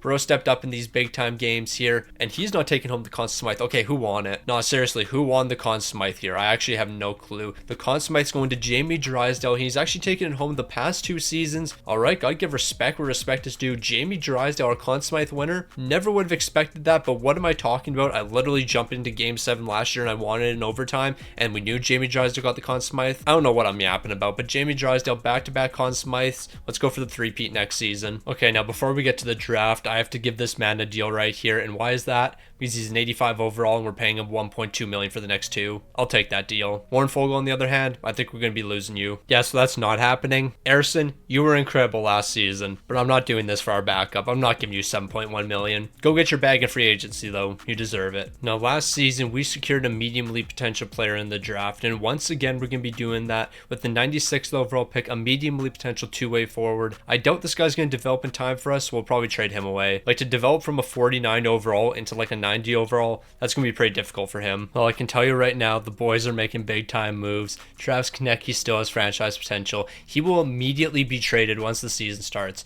Jamie Drysdale, I'm actually going to keep you because you're a 93 overall and you're a really good defenseman for us. But Travis Konecny, you are gone already. And then when it comes to the re-sign phase, nobody's coming back here, especially Ersson since he's asking for $7.1 million. It's not happening. Now, before we trade Travis Konecny here, let's just try to figure this situation out when it comes to our roster. Who's going to be sticking around? Who's going to be leaving? So Owen Tippett, right now you're getting paid $6.2 million. Do I want to give you $11 million for the next 3? I think I want to trade you away and bring in somebody a bit younger. Pasquale, I don't know what it is, but do I want to bring you back? I think we're going to hold off on you. We're going to ride out your contract for this season because I can't qualify you as an RFA and trade you away. Christian Kyrou, I assume you're looking for a bag here. $6.8 million. Honestly, that's not the end of the world. Like, you're only 27 years old, so how about we try to do $6 million for the next 4 years? I feel like that's a pretty good contract for you. Yeah, Christian Kyrou, $6 million for the next 4. DeSalvatore, I'm assuming you're going to be looking for $8 million. $5.1 million, but you're a bottom 6 player. I can't really do that, so we're going to ride out your contract. Ekman Larson, you're playing third pairing minutes here, and you want $5.2 million. That's not going to happen,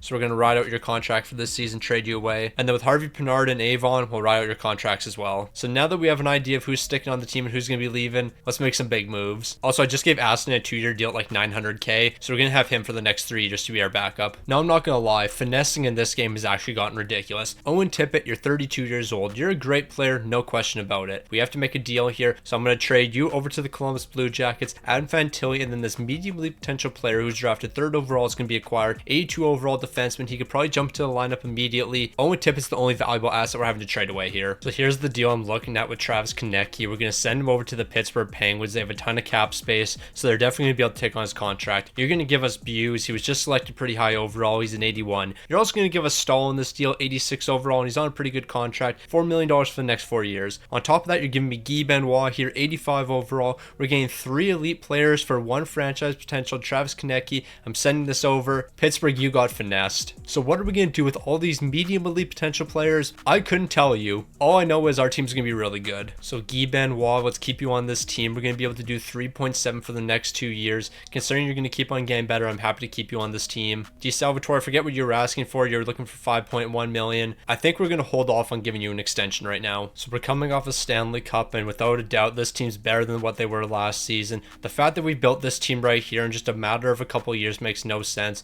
Like, this team's way too good. Defensively, we're unstoppable. Like, we have 90 overalls in the second pairing. The third pairing is consisting of 2 84s, and we have everyone under contract here. Devin Levi, it's time for another historic season. And I'm feeling so confident here. We're just going right to the end of the year. We're not making any trades. We're not stopping. This team's ready to dominate once again. So Philly's going to be dominating once again first with a 57-20-5 record. This team's looking to complete the three-peat. Michkov still can't reach a point a game, though. 78 points this season, 28 goals, 50 helpers. Why can't this man get a point a game? I mean, we do have amazing scoring depth, so that's probably why. Devin Levi, you were great once again this season, but I'm expecting bigger expectations from this team in the postseason. I know we've won back-to-back Stanley Cups here, but let's not go to Game 7. I'm tired of this team going to Game 7. So we're going to be starting off with a matchup against the Tampa Bay Lightning. We're going to be taking Game 1 5-2. Moving into Game 2, we're going to be taking that one in overtime. It'll be a clean sweep as long as we win Game number 4, but of course we're not going to win Game number 4 here, but we will win Game number 5. As long as it simulates. Okay, what are we doing here? We've lost back-to-back games, but we're not going to be losing back-to-back-to-back games.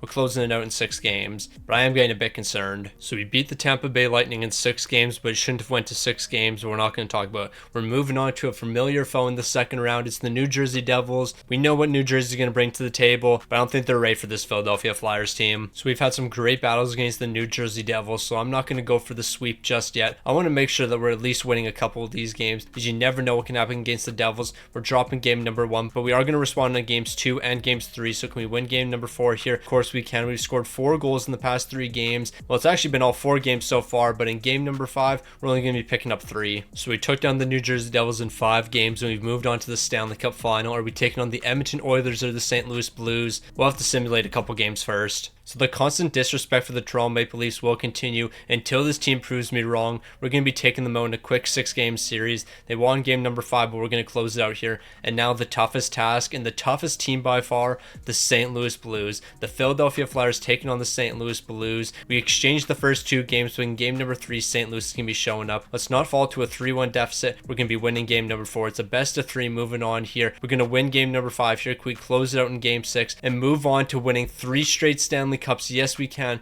The Philadelphia Flyers have done it again. This team really can't be stopped. So Michkov's going to add another Stanley Cup to his resume, but is he taking home the Conn Smythe? There is a good chance. He led the way with 25 points, 8 goals, 17 assists. Did Michkov win the Conn Smythe? We're about to find out. No, he didn't. The Conn Smythe is going to be going elsewhere. Logan Stankoven, that's his 3rd cup. Adam Fantilli, that's going to be his 1st. Are you telling me Jamie Drysdale is taking home another Conn Smythe here? I believe that's his 3rd Conn Smythe. All right, we have to start showing Michkov more love here. 3 Stanley Cups for Jamie Drysdale. Also took home the Norris this season, but this was the Conn Smythe Michkov deserved. 25 points. He led the way for us. Without Michkov, we're not winning it. When it comes to goaltending, I mean, maybe we should give it to Devin Levi. 16, 6, and 1. He had a 922 and a 231. Bro was the lead as well. We gotta start spreading the love a bit more. Now with the 32nd overall pick in the first round, we are gonna get a good prospect, a medium top 6 potential playmaker, starting off as a 67 overall. I'll definitely take that for the last pick in the first round. And then with the 96th overall pick, we're gonna be getting ourselves a gem here. So hopefully bro turns into a superstar. So Jesse Sexsmith, I think we drafted you a couple years ago, or we traded for you. I actually don't even recall, but you're up to an 81 overall and you're just getting your entry level contract now. So I'll definitely take it. Pasquale, I'm not really sure if I want to keep you on this team. You're playing 3rd line minutes for us and you're asking for 10.2 million.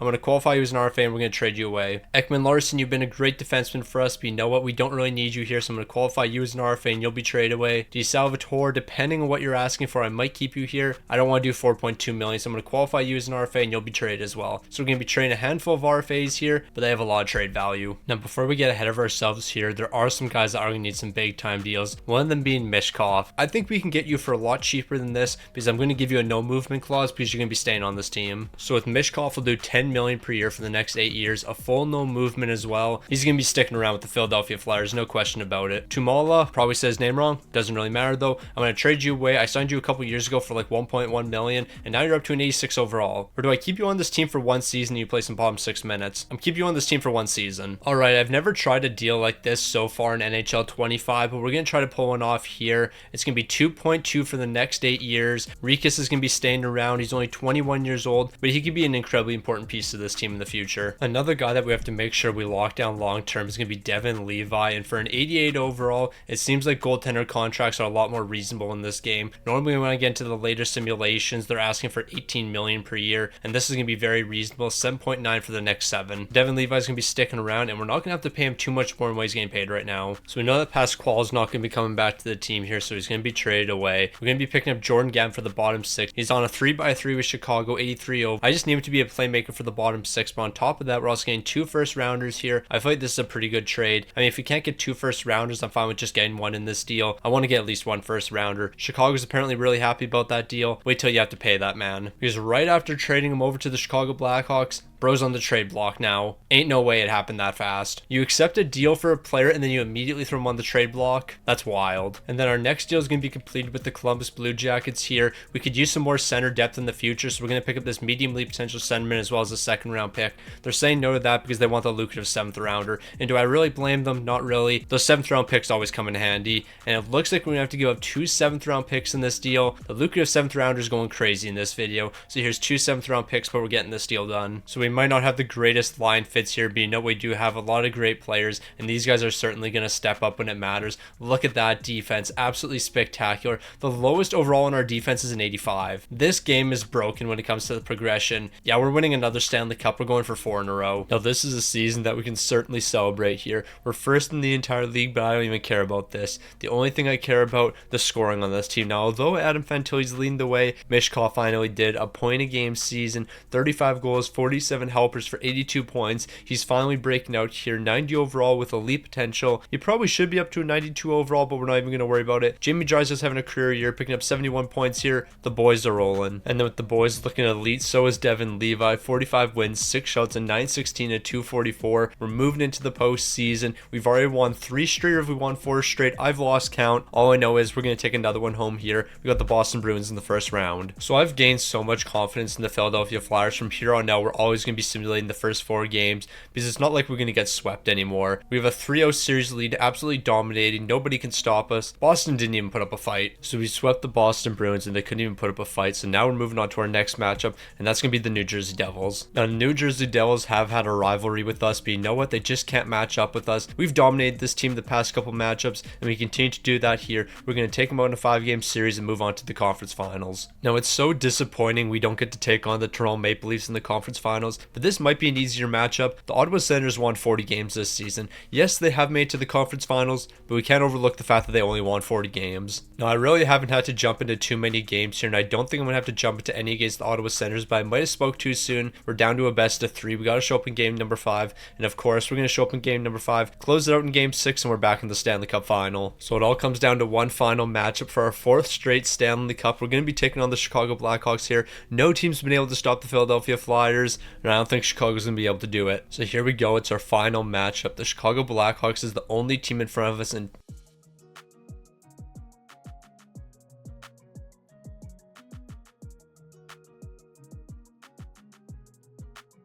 yeah, we're going to pretend that didn't happen. So I really don't have too much to say. We're going to get a 71 overall with a 31st overall pick, but that really happened. Like, we really lost to the Chicago Blackhawks there. Maybe this guy right here is going to have medium league potential. Okay, that worked out for us. We ended up getting the better player. A win is a win. We'll take it. So when it comes to the re-sign phase, we're going to be letting absolutely everyone walk here. A lot of these guys don't have a ton of trade value, or I just don't really want to bring them back. Like, this guy a couple seasons ago was an 81 overall for us. Now he's an 87, and he wants 5.2 million, but he also wants a full no movement clause.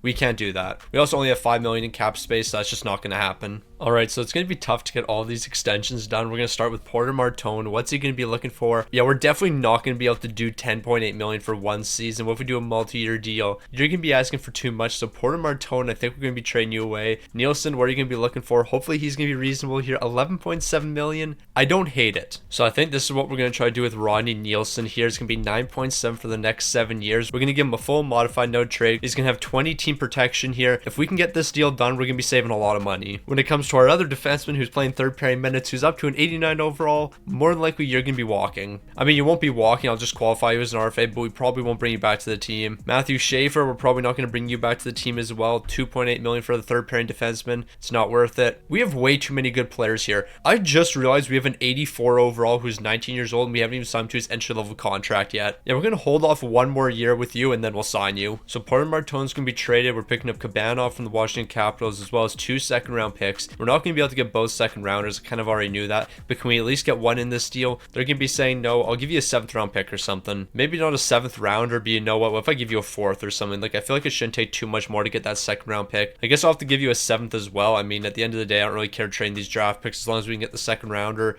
At the end of the day, how much do I really care about this pick? So how about instead of that second-rounder, you're just going to be 2 third-rounders? I think we might be better off in a deal like this. They're saying, no, just give me 1 third-round pick. Let's make this simple. Kate Aston, I'll bring you back on a 1-year deal. It's going to be 1.5 million. That'll be your extension. And then Cabanov, I'm kind of curious on what you're looking for, but I actually can't give you a deal right now. So I guess we're just going to hold off for now. Okay, now there's a couple things we have to talk about because this just got incredibly disrespectful. We're just going to set the head coach preferred lines. I'm going to change them, but I just need to show you this. This right here doesn't matter. We don't care about the forward core. Look at the defense. Now something's missing here. Now who is missing? This guy has Jamie Drysdale as a healthy scratch at a 94 overall. We are not doing this. Our defense is so good. The head coach is like, nah, let's scratch Jamie Drysdale. What is bro talking about? Okay, so we have an incredible forward core here. An 88 overall, an 85 overall, and an 87 on the third line. When it comes to our defense though, yeah, progression in this game is broken. 90 overall, 94 overall, 90 overall, 93 overall, 89 overall, 88 overall. This is broken, but there is one thing that I do want to point out. So Devin Levi looking great. But let's head over to Michkov and a couple players that have been on the team for a long time. So at the beginning of every season, when I have a conversation with my coach, when we set the preseason focus, I always do 5-on-5 focus. And the main reason for that, offensive awareness goes up, defensive awareness goes up, and those are the two most important attributes. So Michkov, what's your offensive awareness and defensive awareness? Both 99s. Bro is perfect offensively and he's perfect defensively. Another guy that's been on this team a long time, Michael Misa, but not quite as long as Michkov. But what's he looking at? 98 offensive awareness, 91 defensive awareness. So when you set it to 5-on-5 focus, the most important attributes get the big time upgrades. Jamie Drysdale, are we really surprised at this? 99 offensive awareness, 99 defensive awareness. Bro's a beast. Christian Kyrou is probably going to be pretty similar with him. 99 offensive awareness, 96 defensive awareness. Yeah, this is broken. Zane Perek is probably pretty close with you. 99 offense, 99 defense. These guys are just perfect. These are the perfect players. Now we just have to work on the rest of their attributes. The thing is though, only the guys who have been on this team a long time have amazing stats like that. So guys like Adam Fantilli who have only been here for 1 or 2 seasons, they don't have quite the same offensive awareness and defensive awareness. So I guess the real question is, for preseason focus, do I keep working on 5-on-5? Because the 5-on-5, we get a +3 to defensive and a +2 to offensive. I mean, I guess we could turn our goaltender into an absolute superstar. I mean, that would be actually ideal as well. But I'm not going to do that quite yet because you know what? We can win with the goalie we have. So I think we're always going to do 5-on-5 focus because it helps the entire team. However, the one thing I will mention, this team is not going to be able to deke. Because every single time I do this, we get a -2 to deking. So not a single player on this team can deke, but everyone's incredibly offensive aware and everyone's incredibly defensive aware. And really, with those being the most important attributes, that's all that matters. So we just had an even better season, the best one yet, a 61-18-3 record. But Michkov, I'm very disappointed in you. You let me down this season.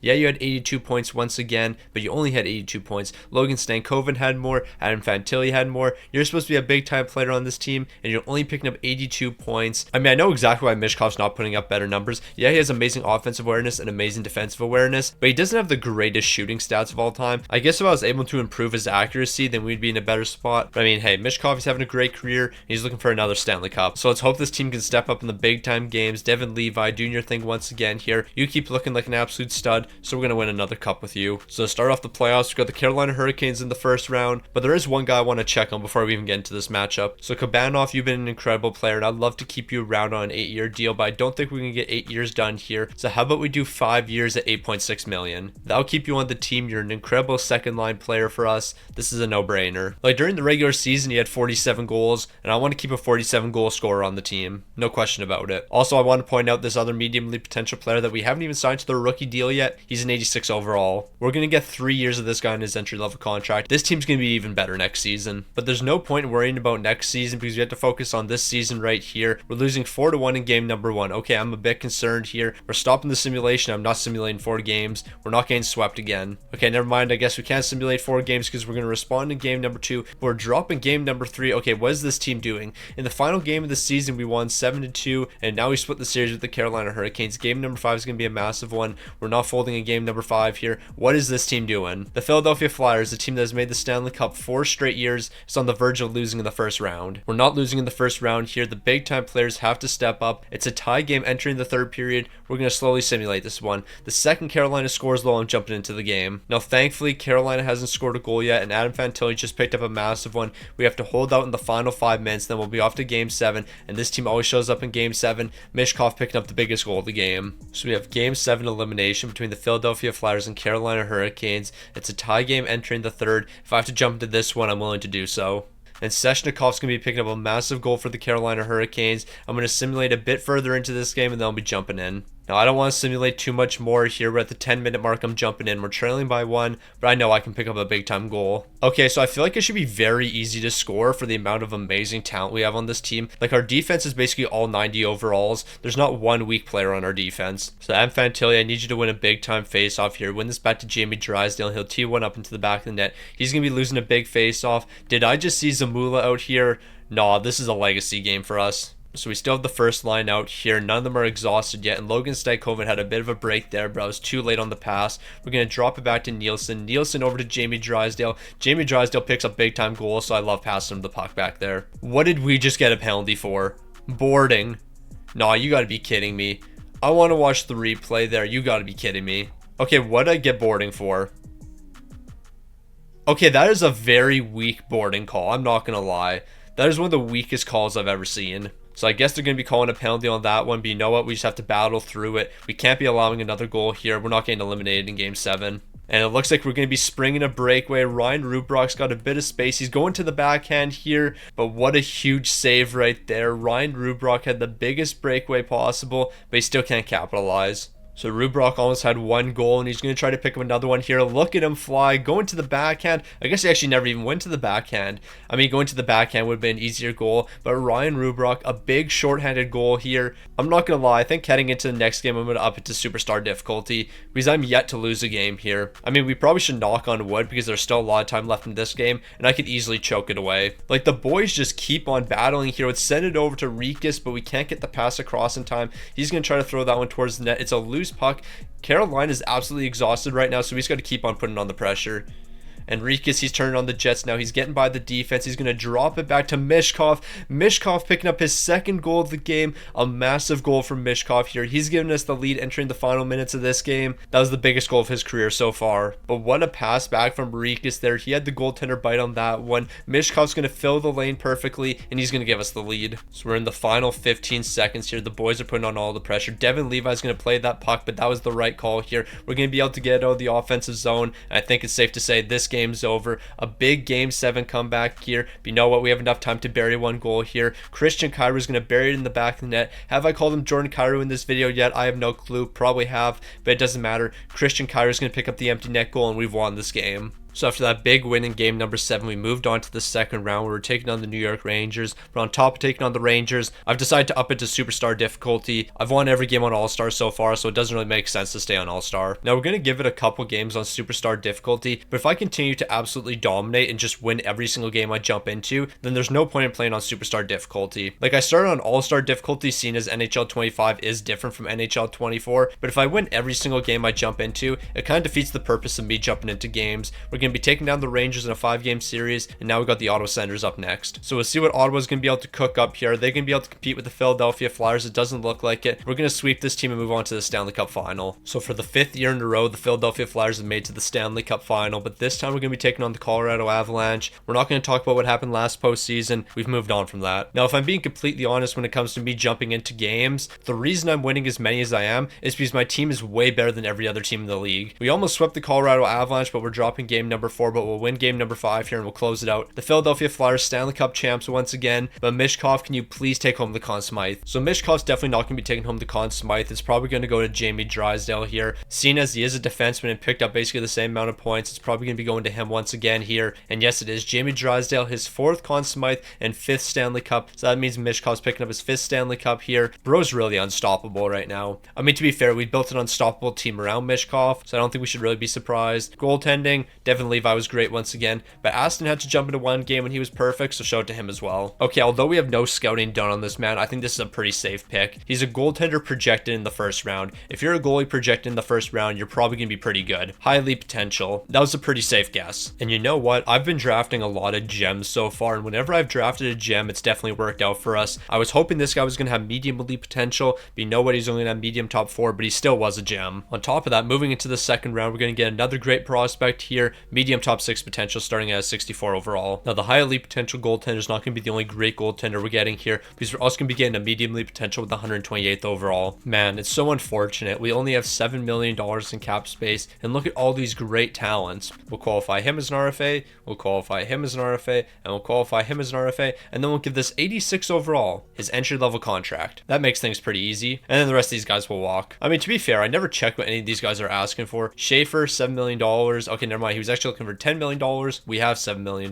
Miles is looking for $8.8 million here. I don't think we can really afford that. I mean, we already have so many amazing defensemen here. Benoit, I'll just trade you away. Yeah, this team's going to be incredibly dominant again next season. Now, I will be honest, barring what Zane Parekh is looking for, there is a chance he gets traded here. He's a franchise potential defenseman, $14 million. I don't think we can do that. Like, with the amount of guys on this team that are getting paid the big time dollars, I'm not sure if we can keep everyone here. Like Adam Fantilli, I got to keep you here. Like, you're playing top line minutes. You're guaranteed to be sticking around here. You're 29 years old. Let's not give you no trade clause or anything. We'll do 10.3 million for the next 7. Booze, I'm going to be honest. I have no clue how you have low franchise potential now, but you do. And what are you looking for? 8.7 million. We're going to hold off on giving you a deal. So based on what we've seen from the progression of a lot of our defensemen, Jesse Sexsmith, although you're only an 81 overall, you're probably going to turn to a superstar player based on everything we've seen before. So I'm going to give you 3.8 million for the next 5 years, modified no trade clause for the final 3 years. You're going to play some second pairing minutes for us, and then Zane Parekh, you're going to be traded away, and we're just going to bring in another superstar. So Schaefer, I think you're coming back to the team. I'm going to trade Zane Parekh, and then we're going to keep you on this team because you're 26 years old and you're 90 overall. But the one thing I find really funny right now is apparently you're on the Erie Otters at 26 years old. Not really too sure how that works, but I guess it does. So Zane Parekh, we're going to trade you away because it's literally a 3 overall jump between you two, but you have way more trade value. Now, a handful of years ago with Travis Konecny, we poached a lot of the really good players from the Pittsburgh Penguins. What do you think we're doing again here? Pittsburgh has constantly been a bad team because they keep poaching their players away,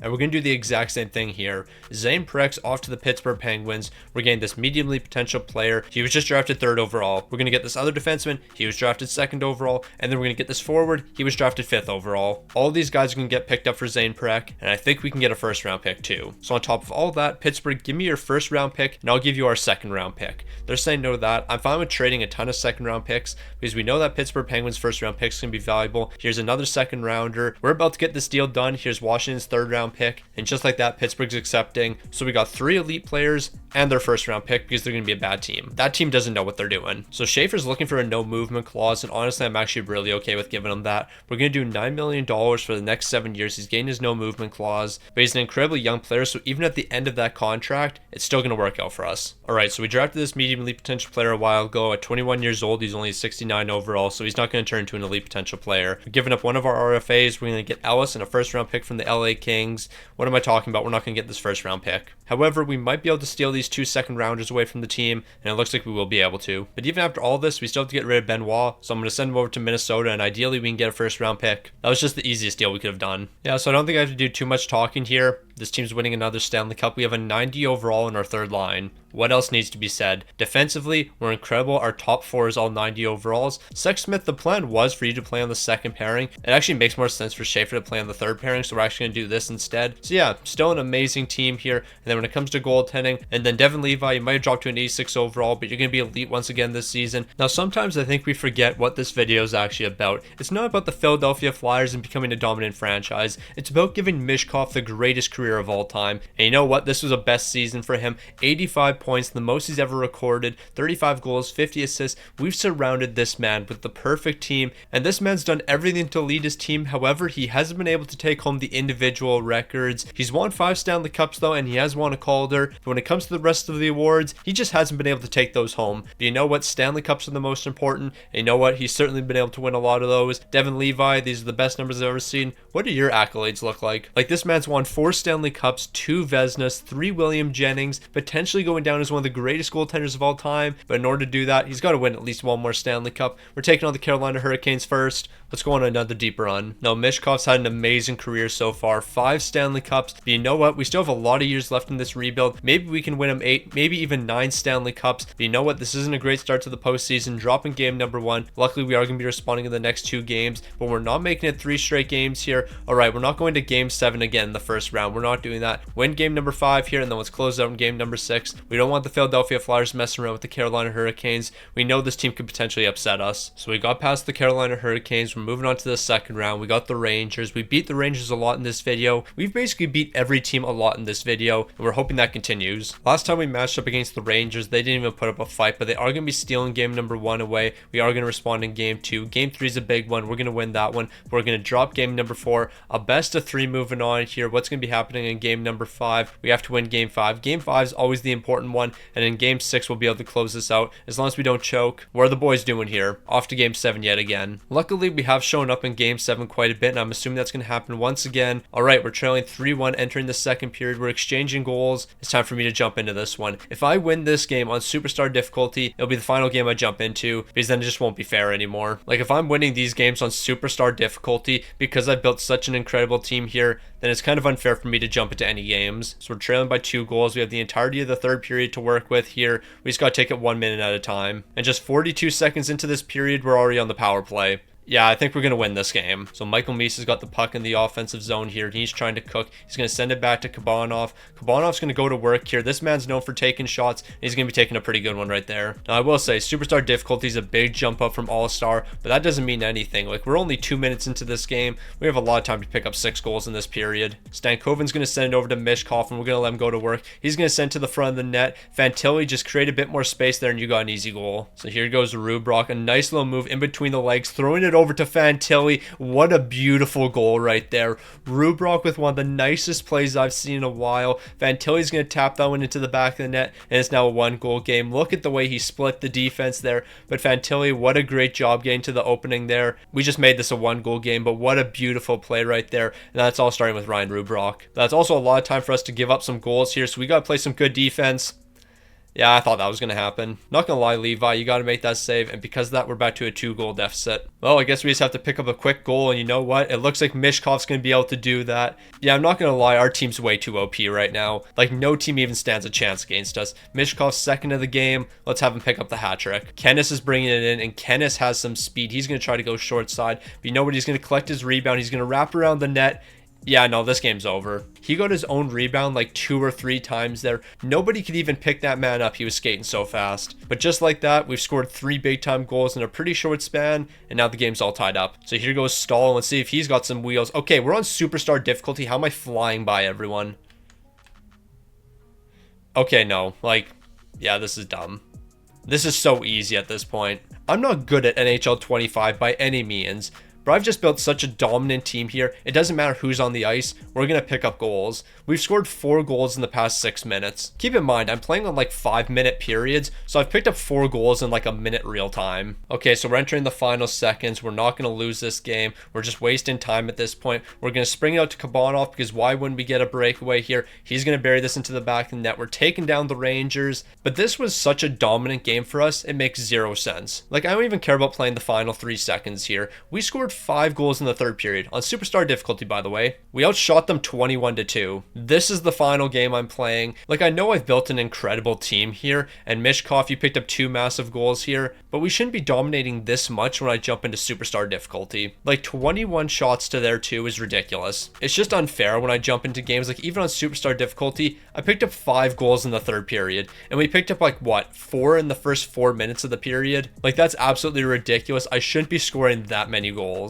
Maybe things will change in the future, like I'll make a rule where I can only jump into games when I don't have an extremely dominant team. But yeah, this Philadelphia Flyers team right now is absolutely unstoppable. We have the Montreal Canadiens up next, and every single game I jump into, I'm guaranteed to win. Even on Superstar difficulty, a lot of these teams don't even stand a chance. We're sweeping the Montreal Canadiens and we're in the Stanley Cup final. So let's have a quick conversation with our coach about making the Stanley Cup final. I mean, it's not really much of a surprise. We've made, what, 5 straight Stanley Cup finals, 6 straight Stanley Cup finals. We've been in the Stanley Cup final for over half a decade now. We have the Chicago Blackhawks up next. We're going to be winning the first 2 games. We're dropping the next 2 after that. We're heading into game number 5. We're going to be dropping that. Now, normally I would play game number 6 here, but I'm not going to be doing so. Like, I know we're trying to win Michkov as many Stanley Cups as humanly possible here, but when I jump into these games, like, it's not even fair. We're trailing 3-1 in this game. I guarantee you I can make the comeback. And you know what? Philly's going to be able to make the comeback here, and we're off to game 7 now.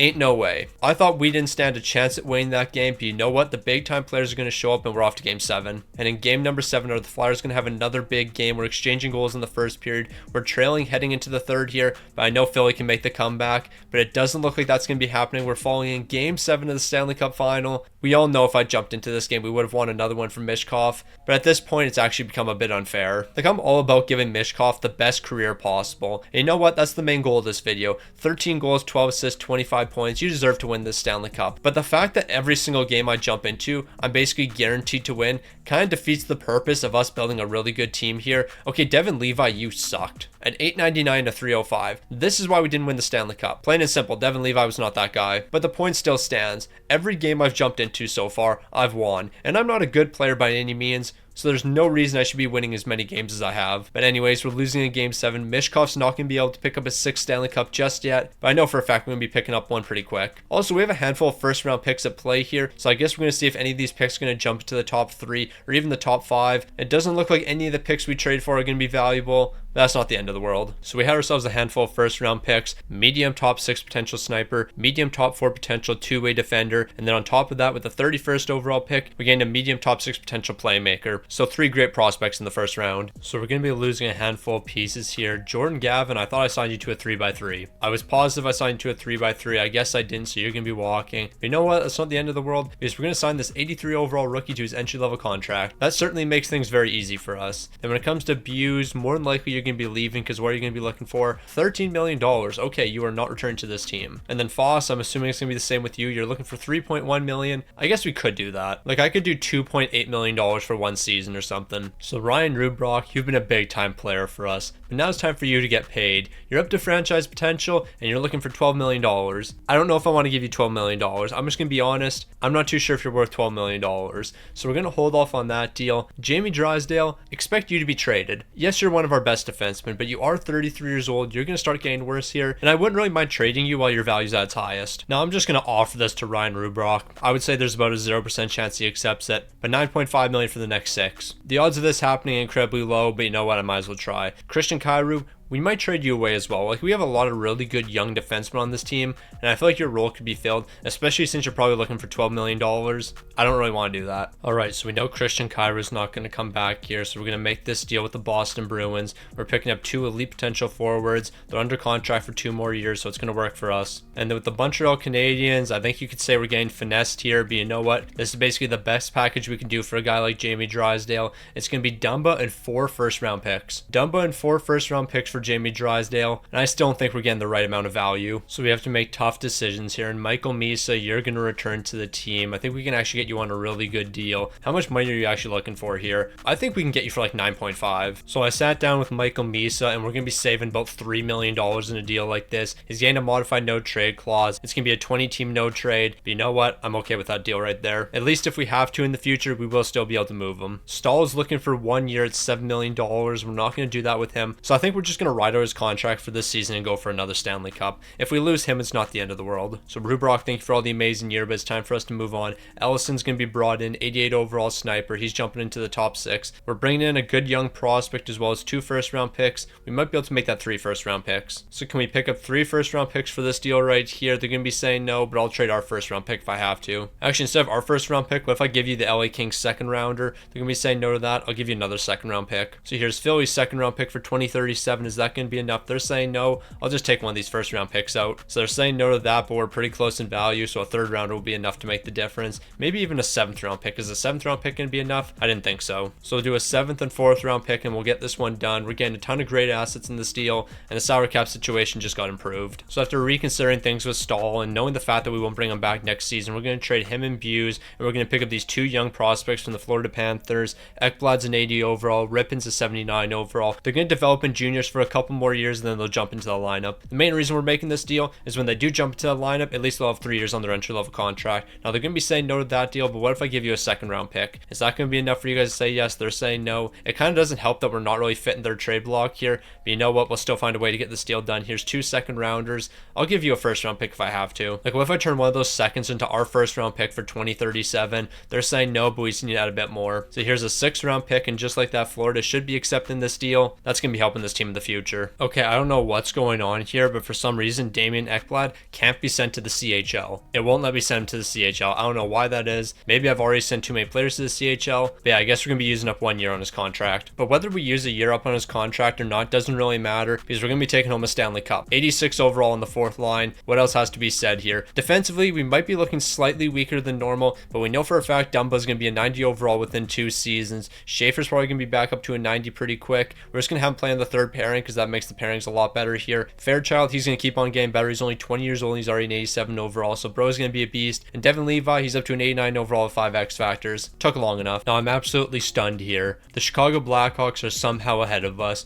We finished with a 58, 20, and 4 record. And what doesn't make sense is our offense was better and our defense was better. Across the board, we are better than the Chicago Blackhawks, yet they're finishing ahead of us in the standings. I want to get some revenge. But you know what? It's not the end of the world because Michkov is going to have a career season here. 90 points, 35 goals, 55 assists. Bro is locked in. More points than Fantilli, more points than Stankoven. Michkov's looking to win another Stanley Cup and he's looking to lead the way here. Jamie Drysdale's no longer here to take away the Conn Smythe. You know what? Devin Levi might be able to steal it away, but I don't think we have to worry. Michkov's got a chip on his shoulder. He knows this is his chance to lead the team. He's been given the reins here and it's time for him to cook. But now that we've made it very clear that it's Michkov's time to lead the team, do not lose to the Toronto Maple Leafs in the first round. Whatever you do, don't lose to the Toronto Maple Leafs. We've won back-to-back games so far, but we're going to drop game number 3. But I know for a fact we'll respond in game number 4. That's just the type of team Philly is. We're winning game number 4, and then we're going to hold it down game number 5 and advance to the second round. Okay, can this thing simulate a bit quicker? It always throws me off. Every single time in the first round, it throws me off. But boy, did we light the lamp in this series. So we've moved on to our next matchup, which is going to feature the Washington Capitals. Toronto didn't really put up the best fight against us, so Washington should be a tougher task. Okay, so Washington's definitely putting up a bigger fight than the Toronto Maple Leafs did.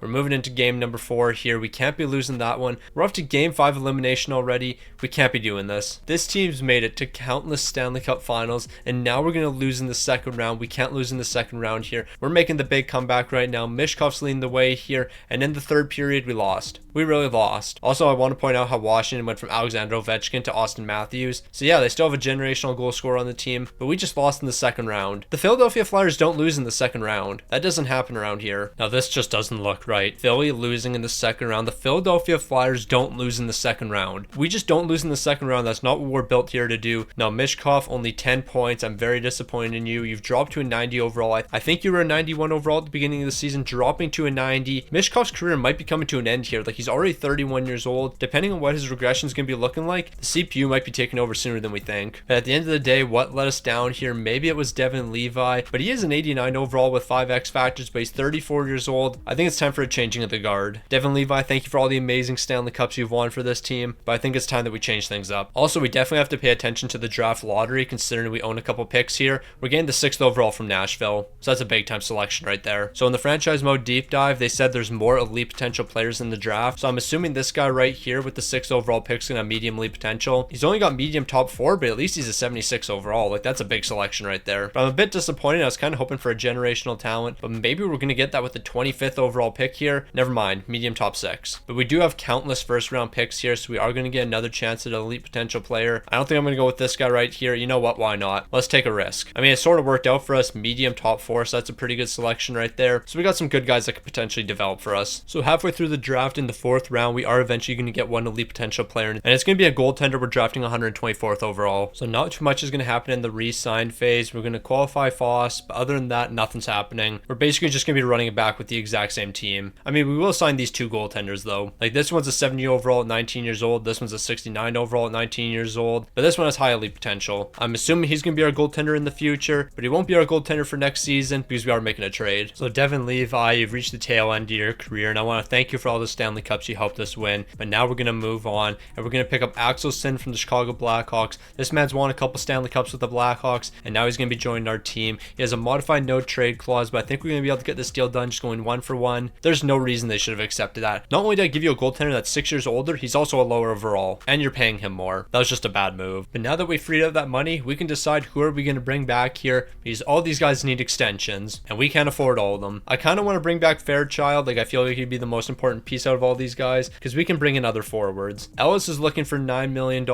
This guy right here is looking for 11.3, so he's certainly not coming back. And then McPherson, what are you going to be looking for? 6.4 million. Out of all these deals, that's the most reasonable, but I actually don't think we really need you here. So we're going to bring Fairchild onto the team, and it's going to be 7 million for the next 4 years, and I think that should be enough for him. Now, I'm not going to lie, that second round loss made me really mad. This Philadelphia Flyers team should not be losing in the second round, and I know not too long ago I said I wasn't going to jump into any more games, and the simulation was going to be doing the rest of it, because if I jump into a game, I'm almost guaranteed to win. Not if I put some restrictions though, so this is what we're going to do. If we're entering the third period and we're trailing by 3 goals, I can play the entire third period. If we're trailing by 2 goals, I have to simulate half of the third period, and I can jump jump in at the halfway point. If we're trailing by just 1 goal, I'm only allowed to play the final 5 minutes. That will allow me to play a bit with this Philadelphia Flyers team because I do enjoy playing with this Philadelphia Flyers team. But if I give myself a full third period in a tie game, of course I'm going to win that one because this team is just so dominant. However, am I going to be able to score 1 goal in the final 5 minutes? That's not always going to be guaranteed. So that's what the restrictions are going to be from here on out. We got to get a bit of gameplay with this Philadelphia Flyers team. Like, it's too good not to be seeing any gameplay. So yep, Stick on the Ice just completely capped after going on that massive rant about how it's just too easy for him to win. It only took 1 postseason and 1 disappointing loss in the second round for him to be picking up the sticks once again. Alright, so we're just going to do a deal as simple as this. It's an elite potential player for another elite potential player. We're picking this guy from the Winnipeg Jets, and now we're going to send him down to the AHL. So the Philadelphia Flyers are back to being the best team in the entire league. First with a 57-17-8 record. Philly's looking to get back from the disappointment we saw last season. Losing in the second round to the Washington Capitals, that can't be happening again. Michkov's picking up 31 goals and 51 helpers for 82 points, so another point a game season from him. Fantilli's looking great. Michael Misa's looking great. Kabanov's looking great as well, picking up 71 points, including 45 goals. And then when it comes to goaltending, Axelson was definitely a good pickup. 46 wins, 7 shots, a 904 and a 253. He's definitely going to be an upgrade from Devin Levi. In the first round, we're going to be taking on the Montreal Canadiens, a former Philadelphia Flyers on that team, in Ryan Rubrock. I think it's Ryan Rubrock, or is it Jamie Drysdale? I actually don't even recall who I traded over to Montreal. All I know is we have their first round pick and it's not going to have a ton of value. So we're in round number 1 and we're dropping game number 1. Okay, not what we're looking for here. Luckily, we are going to be winning back-to-back games. Can we make it 3 straight games here? Yes, we can. The Philadelphia Flyers figured it out after that overtime loss, and they're looking to take out the Montreal Canadiens, a quick 5-game series. So I'm really disappointed in the Washington Capitals. I wanted a chance to get our revenge, but it looks like that's not going to happen. Pittsburgh's taking them out, and now we're taking on the Penguins. So round number 2 against the Pittsburgh Penguins. The Philadelphia Flyers know what it takes to win. We're going to be allowing a ton of goals in this one so far. We're down 2-1 this series. I don't want to fall to a 3-1 deficit, but I guess that's going to be happening. We got game number 5 ahead of us. So if we want to stay alive in this series, we have to win game number 5, and we just have to take it 1 game at a time here. We're going to be picking up the first goal of the game, but we're going to be exchanging goals in the second period. We're just going to slowly simulate this one. So Pittsburgh's going to be picking up a big goal, but Logan Stankoven is going to be responding here. We're just about halfway through the third period, and it's still a tie game. So we've entered the final couple minutes here. It's still a tie game, and I think it's going to be a tie game entering overtime. Now, I didn't mention this earlier, but since it's a tie game entering overtime, I am allowed to play overtime. So not only are we in overtime here, but we have to kill off a penalty. Things aren't looking good for the Philadelphia Flyers. Just a couple seconds need to be killed off. 45 to be exact. Okay, I don't know how this happened. We got ourselves a breakaway here. Can we end it? Okay, yeah, that works out. We're ending it in overtime on a breakaway. Shorthanded goal. Ain't no way. Kabanov's gonna be picking up a huge goal here. He got himself a breakaway. I have no clue how he even got himself a breakaway. I don't even know how we scored that goal, but we did. But that's not gonna be quite enough yet. We still have to win 2 more games. All right, here we go. Game number 6. The Philadelphia Flyers are gonna win this one because Michkov's picking up 2 goals in the first period. This game's all over. We're gonna be winning at 8-3. So our overtime win in game number 5 means nothing if we lose this game right here. But we have a 3-1 lead entering the third period. Did we make the 3-1 series comeback? Yes, we did. We're off to the conference finals. So we made a huge comeback against the Pittsburgh Penguins and we've advanced to the conference finals. Now we're going to be taking on a Florida Panthers team that's already gone to 2 game 7 so far. So I don't want to go to game 7 against them because they know how to win those matchups. So here we go, the conference finals, winning a big game number 1. And it was almost a sweep for the boys, but you know what? That's perfectly fine because we'll just close it out in game number 5 here and we're off to the Stanley Cup final. And I already think I know which team we're going to be taking on. A team that we've taken on a handful of times so far. It's going to be the Chicago Blackhawks, isn't it? Why am I not surprised? The Chicago Blackhawks taking on the Philadelphia Flyers, one of the greatest rivalries of all time now. Over the past couple of years, these teams have matched up a ton, and it looks like we're going to have ourselves a 2-1 series lead. Moving on to game number 4, what's going to be happening in this one? We're going to be dropping it. We're down to a best of 3, and in game number 5, we're going to be losing that one. I don't want to have to jump into game 6, but you know what? If I have to, I'll win it for the boys. In the big time games, I know this team's going to step up. We're exchanging goals in the first period. In the second, we're picking up another 2. We should be able to hold it down in the third. Ain't no way. Ain't no way we just lost that. Yeah, I got nothing to say. Nothing to say whatsoever. Losing in the Stanley Cup final like that, that's a terrible way to go out. I was confident in the Philadelphia Flyers. I believed they were going to be able to close it out, and we're going to be losing in 6 games.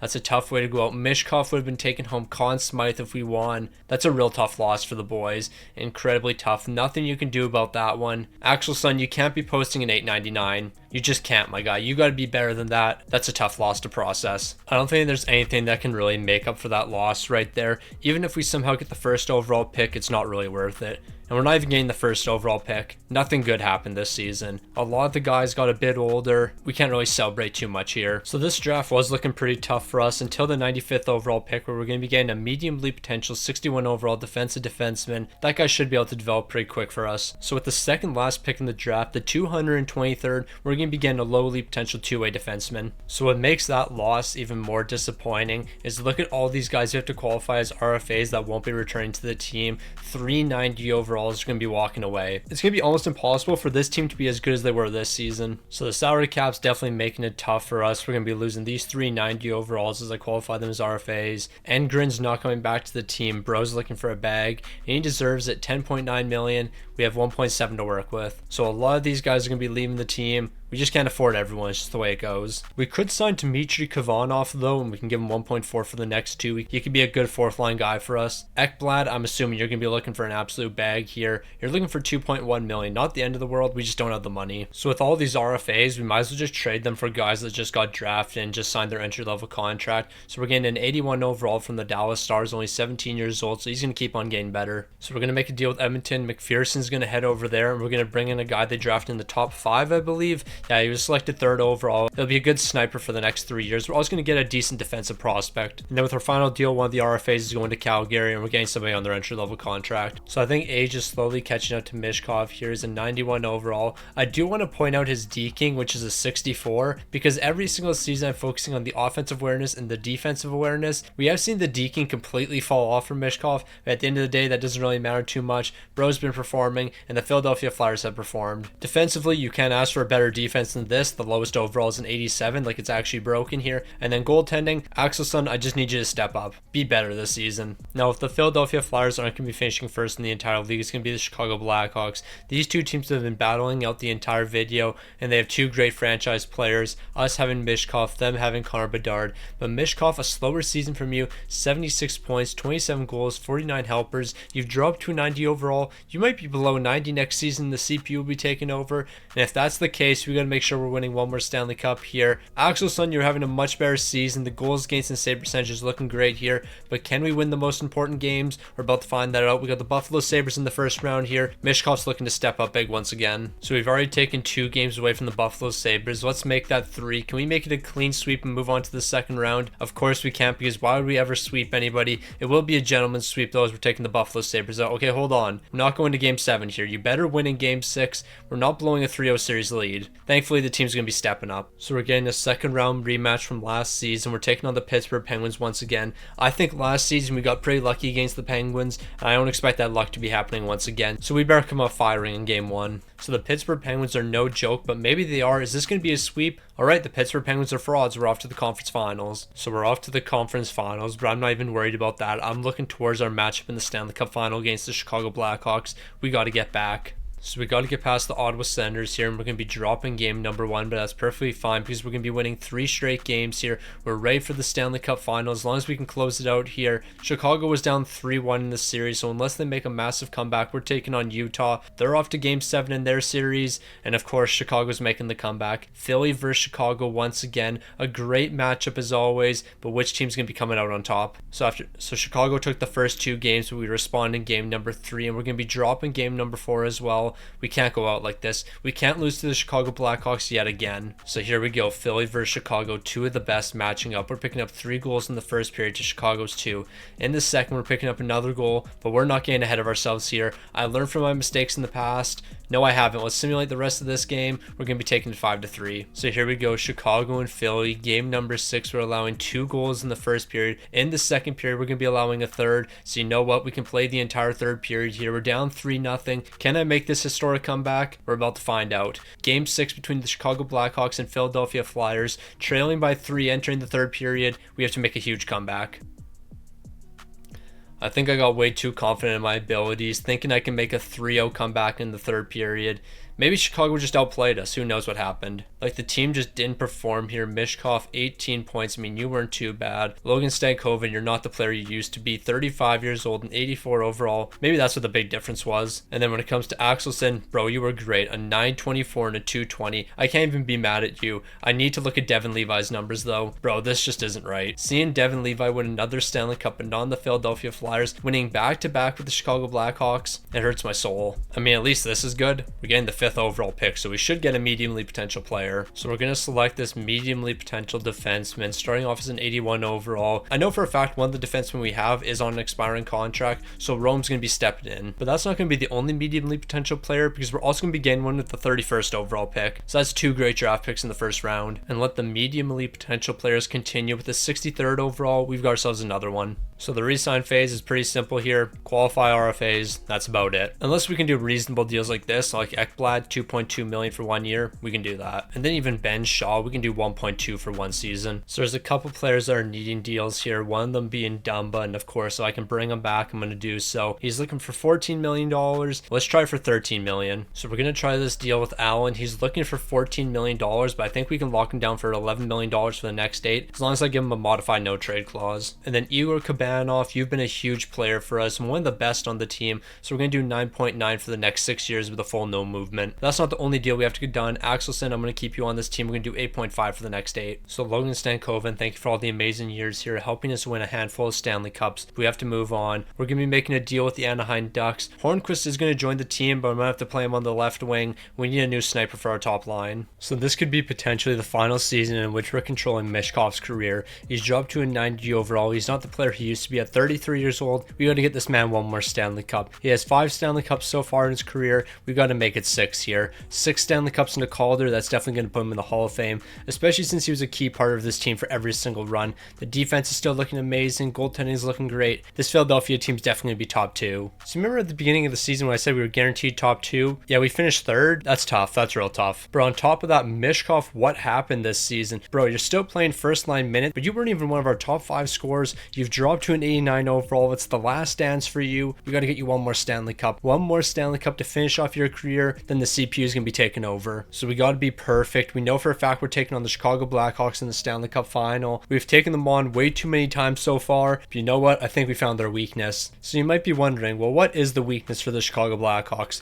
I couldn't tell you. I'm just yapping right now. But you know what? We've exchanged the first 2 games. We're dropping game number 3. We are going to respond in game number 4. We have to make sure we can at least get out of this series with the Columbus Blue Jackets. Moving into game number 5, we're going to take that, and we should be taking game number 6 here and move on to the second round. So it's going to be a nice closeout game right there, and we're off to the second round. So unfortunately, we're not going to get the opportunity to take on the New Jersey Devils in the second round, but instead we're going to take on a team we've seen a lot recently, the Pittsburgh Penguins. So we have the Pittsburgh Penguins up next. We've been able to take this team down a handful of times, but we always know they're going to put up a solid fight. We've taken the first 2 games, make that the first 3 games. Is it going to be a sweep? Yes, it is. We're sweeping the Pittsburgh Penguins, and now we're moving on to the conference finals. So we have the conference finals around the corner here, and who are we going to be taking on? Well, it looks like it's going to be the Ottawa Senators. Didn't we take the Ottawa Senators on the conference finals last season? I can't remember, but we're taking game number 1, we're taking game 3, and we're taking game 4. Can we close down game 5 and meet the Chicago Blackhawks? Yes, we can. Now, we know Chicago's going to be a tough task. They're always a tough task, but we're going to be taking the first 2 games. They're going to be responding in game number 3. Game number 4 is incredibly important, but we're going to be dropping that one. So it's a best of 3 moving on. We have to win game number 5, and we're going to be dropping that one as well. We got game 6 coming up. Now, game 6 is a critical one. If we can win game 6, I fully believe we can beat the Chicago Blackhawks, but instead we're going to be trailing 2-1 entering the 3rd period here. This can be a close game. So it's a 1-goal game, meaning I can jump in the final 5 minutes here, but I would like to pick up an early goal. Can we pick one up on the power play? It doesn't look like it. Connor Bedard's picking up a goal though, which is making it a 2-goal game.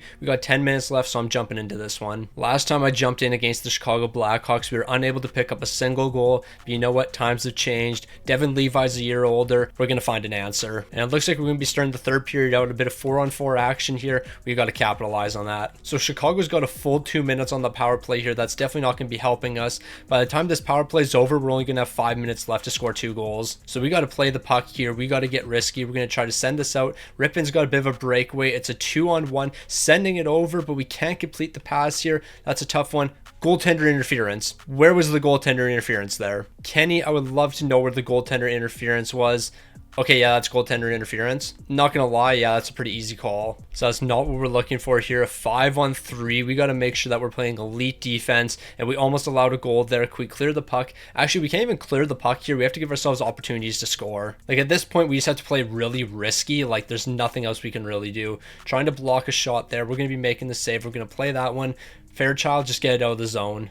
We're going to send it up to Rikus. Rikus is going in between the legs. A nice little deke there. He's waiting for somebody to catch up to him, but there's no one there. I mean, it's a 5-on-3. We just have to somehow cook. So we've done a great job so far killing off the 5-on-3. We're going to win the face-off here, and that's huge. We're going to try to get out of the zone, but we're not going to be able to. It was a risky pass, and Kevin Korchinski's going to make us pay.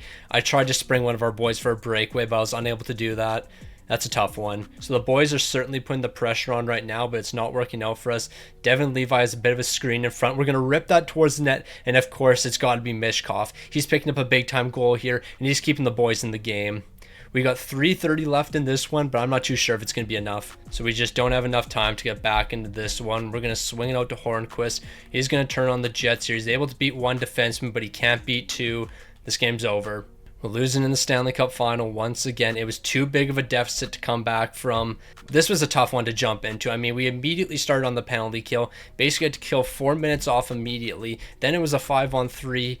Things just did not go our way in this one. So that's another loss to the Chicago Blackhawks in the Stanley Cup final. But to make it even worse, I have to step down as GM. Michkov's dropped below a 90 overall. Everything went wrong for us. Like, out of all the things that could have gone wrong when I jumped into that game, they went wrong. Immediately having to start by killing off a 4-minute penalty, then a stupid goaltender interference call is going to have to make us kill off a 5-on-3 power play for a full 2 minutes. And then after we allow a goal, we still have to kill off another 30 seconds. Everything went wrong here. But I guess it's time for the CPU to take over. They're going to be doing the drafting here, free agent signings, absolutely everything. But the one thing I do want to see, what pick are we going to be getting? I'm going to handle this draft. Let me do this draft. I traded for all those Montreal picks. We're getting the 2nd overall here. I want to make this final selection. So with my final draft pick, who are we going to be bringing to the team here? I don't really want a grinder with the 3rd overall pick. I just feel like that doesn't help us. I guess we're going to go with the defensive defenseman, projected number 2, 79 overall to begin his career. I mean, if he jumps into the lineup, great.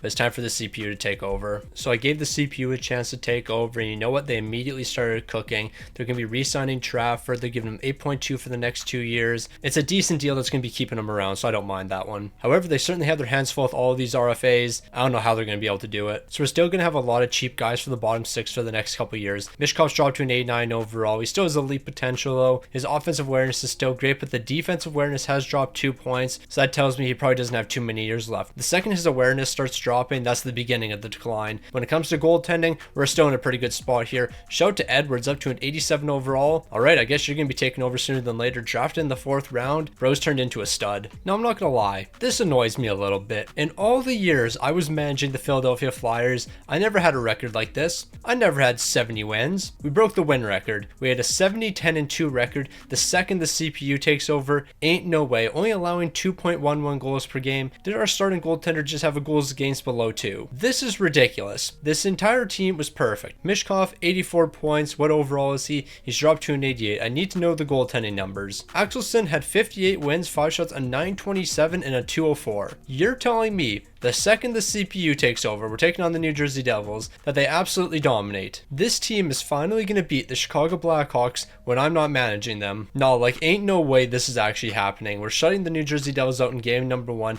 Moving into game 2, we're going to drop that one in overtime. But then in game 3, we're picking up another shutout. Are we going to get another shutout in game number 4? It's not going to be a shutout, but so far this team's absolutely dominating, and we're going to take them out in a 5-game series if this finally simulates. This is ridiculous. We got all the momentum right now. We won 70 games. I am not stopping. I'm not stopping to look at the playoff bracket. We just have to keep on rolling here. Next up is the Carolina Hurricanes. This team's not going to be able to compete with us, although they did win game number 2. The 2 games we've won so far have been 6-1, but hold on, the series is tied right now. If we lose game number 5, I'm going to lose my mind here. We're winning that one 7-3. Close it out in game 6. We're not going to game 7 here. There we go. We're moving on to the conference finals. We're back in the conference finals. We get to take on the Florida Panthers next. In the Western Conference, we don't have to worry about the Chicago Blackhawks, so we can celebrate that. We're taking game 1, but we're dropping games 2, 3, and 4. Yep, that's something. Now, although the CPU's taken over, I can technically jump into games still. The CPU just manages the team. I can still play games if I want. I'm not gonna lie, I'm low-key making up rules on the spot, but it doesn't matter. I don't want this team going going out like that. We are not winning 70 games and then getting eliminated in the conference finals. Adam Fantilli is going to pick up a big time goal here. We have 7 minutes left in this one. Ideally, I'd like to not go to overtime here, but I think we're going to go to overtime. Never mind. Adam Fantilli's picking up another big goal. We should be all right here. We're winning this one. So we have to make a big 3-1 series comeback. We won 70 games, by the way, and now we have to make a 3-1 series comeback. So here we go. Game number 6. We're picking up the first goal of the game. We're picking up another 2 in the second period, and we're going to hold it down the third period. Back-to-back shutouts. Okay, I'm taking it back. It wasn't back-to-back shutouts. I completely forgot we allowed a goal in that last game, but it doesn't matter. Here we go. Game 7. It all comes down to this. Game 7 between the Florida Panthers and Philadelphia Flyers. We're allowing the first 2 goals here. In the second period, we're going to respond. We have the third period at play. So the third period is going to be huge here. Don't allow a goal, and we immediately allow a goal. I couldn't even finish my sentence. Not what we're looking for here. Can we capitalize on our power play? Of course we can't. We're entering the final 5 minutes. Do I jump into this one? I'm going to let simulate to the 4:30 mark, and now I'm jumping in. This is the final game I'm going to play in this entire video. This is the last game I play. Game 7 of the conference finals. I promise from here on out, I'm not jumping into any more games, but we won 70 games during the regular season. I feel like I should be allowed to jump into this one. Like, this team won 70 games. We're not going out like this. We're not losing in game 7 of the conference finals. We need to at least make it to the cup final. So we have a minute left in this game. We were a 70 win team and we're about to lose, but hold on. Kabanov's got a breakaway going to the backhand and he's able to capitalize here. We tied the game. We're going to go to overtime now. I was getting very concerned, but Kabanov is going to be scoring a massive goal. We sprung him for a breakaway. Igor Kabanov, bro, showing the wheels once again, going to the vintage backhand. As we know, Kabanov, he's known for that backhand. The boys are getting hyped there on the bench. Look at Michkov, looking like an absolute beauty, but we tied this game up. So we're not going to be picking up a goal here in the last couple of seconds, but that's perfectly fine. We've got a minute 30 to work with entering overtime here. We should be able to capitalize. Let's just get into the offensive zone and go to work. The boys are rested. We got the big time players out here on the ice. We got the guys I want, including Michkov. So we got ourselves a breakaway, but we couldn't complete the pass. How did we not complete that pass? But it's fine. Rikas has got the puck. He's going to drop it back to Fantilli. Fantilli over to Trafford, and he's going to bury the overtime winner. We're making the big comeback. Back-to-back goals on the Florida Panthers. An easy tap in. We're off to the Stanley Cup final. Adam Fantilli, what a pass there. We gave up some great opportunities in overtime. But you know what? The goaltender made big time saves for us. Axelson, you stood on your head in this game,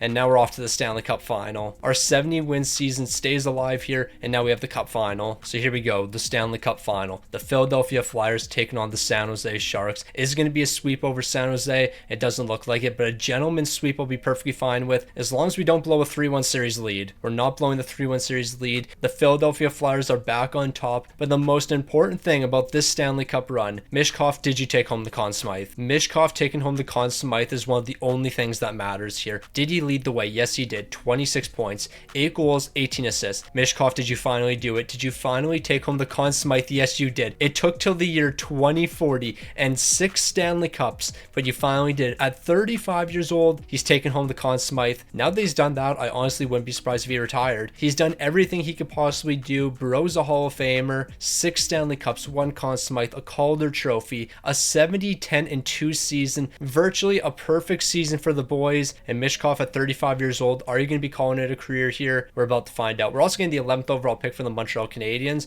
so I guess making that trade definitely worked out for us. But Michkov, are you going to be retiring at 35 years old? It doesn't look like it. He wants to run it back one more year. But I mean, why would he not want to run it back? He's still like an 80 overall. Logan Stankoven, he's going to be calling it a career at 37 years old. He was a big time player for the Philadelphia Flyers, but Michkov, he's got a couple more years in him. But now that we won that Stanley Cup after completing a 70-10-2 season, now I'm giving the CPU complete control. And I mean complete control. I'm not jumping into any more games. I'm not doing any drafting, no free agency. The CPU handles everything from here on out. So at 35 years old, Michkov's dropped to an 88 overall, but more importantly, he's dropped to exact top 6 potential. When the final season's coming up for Michkov, hopefully he can get another Stanley Cup, and I believe he's going to be able to. Look at this team right here. You can't convince me we're not going to be competing. So we're getting pretty far into this rebuild, but I believe I set the Philadelphia Flyers up with a really good team, and of course I did. We're going to be first in the entire league once again here. Michkov's picking up 83 points this season, so age is certainly catching up with him. He's 36 years old, but he's still an 88 overall, 28 goals, 55 helpers. He's doing everything he can, and you know what? He did more than enough this season. Axelson's going to be picking up 47 wins, 7 shots, a 911 and a 240, and you know what? This success is going to carry into the postseason. season, as the Philadelphia Flyers are going to win yet again another Stanley Cup here. We've won so many Stanley Cups, it's getting ridiculous. How many does Michkov have at this point? Like, seriously, I've lost track of how many Stanley Cups this man has, but it doesn't look like he's going to take home the Conn Smythe, only picking up 17 points. But then again, we only played 19 games. Yeah, this team was incredibly good. Michkov, how many Stanley Cups is that now? Bro has 7 Stanley Cups,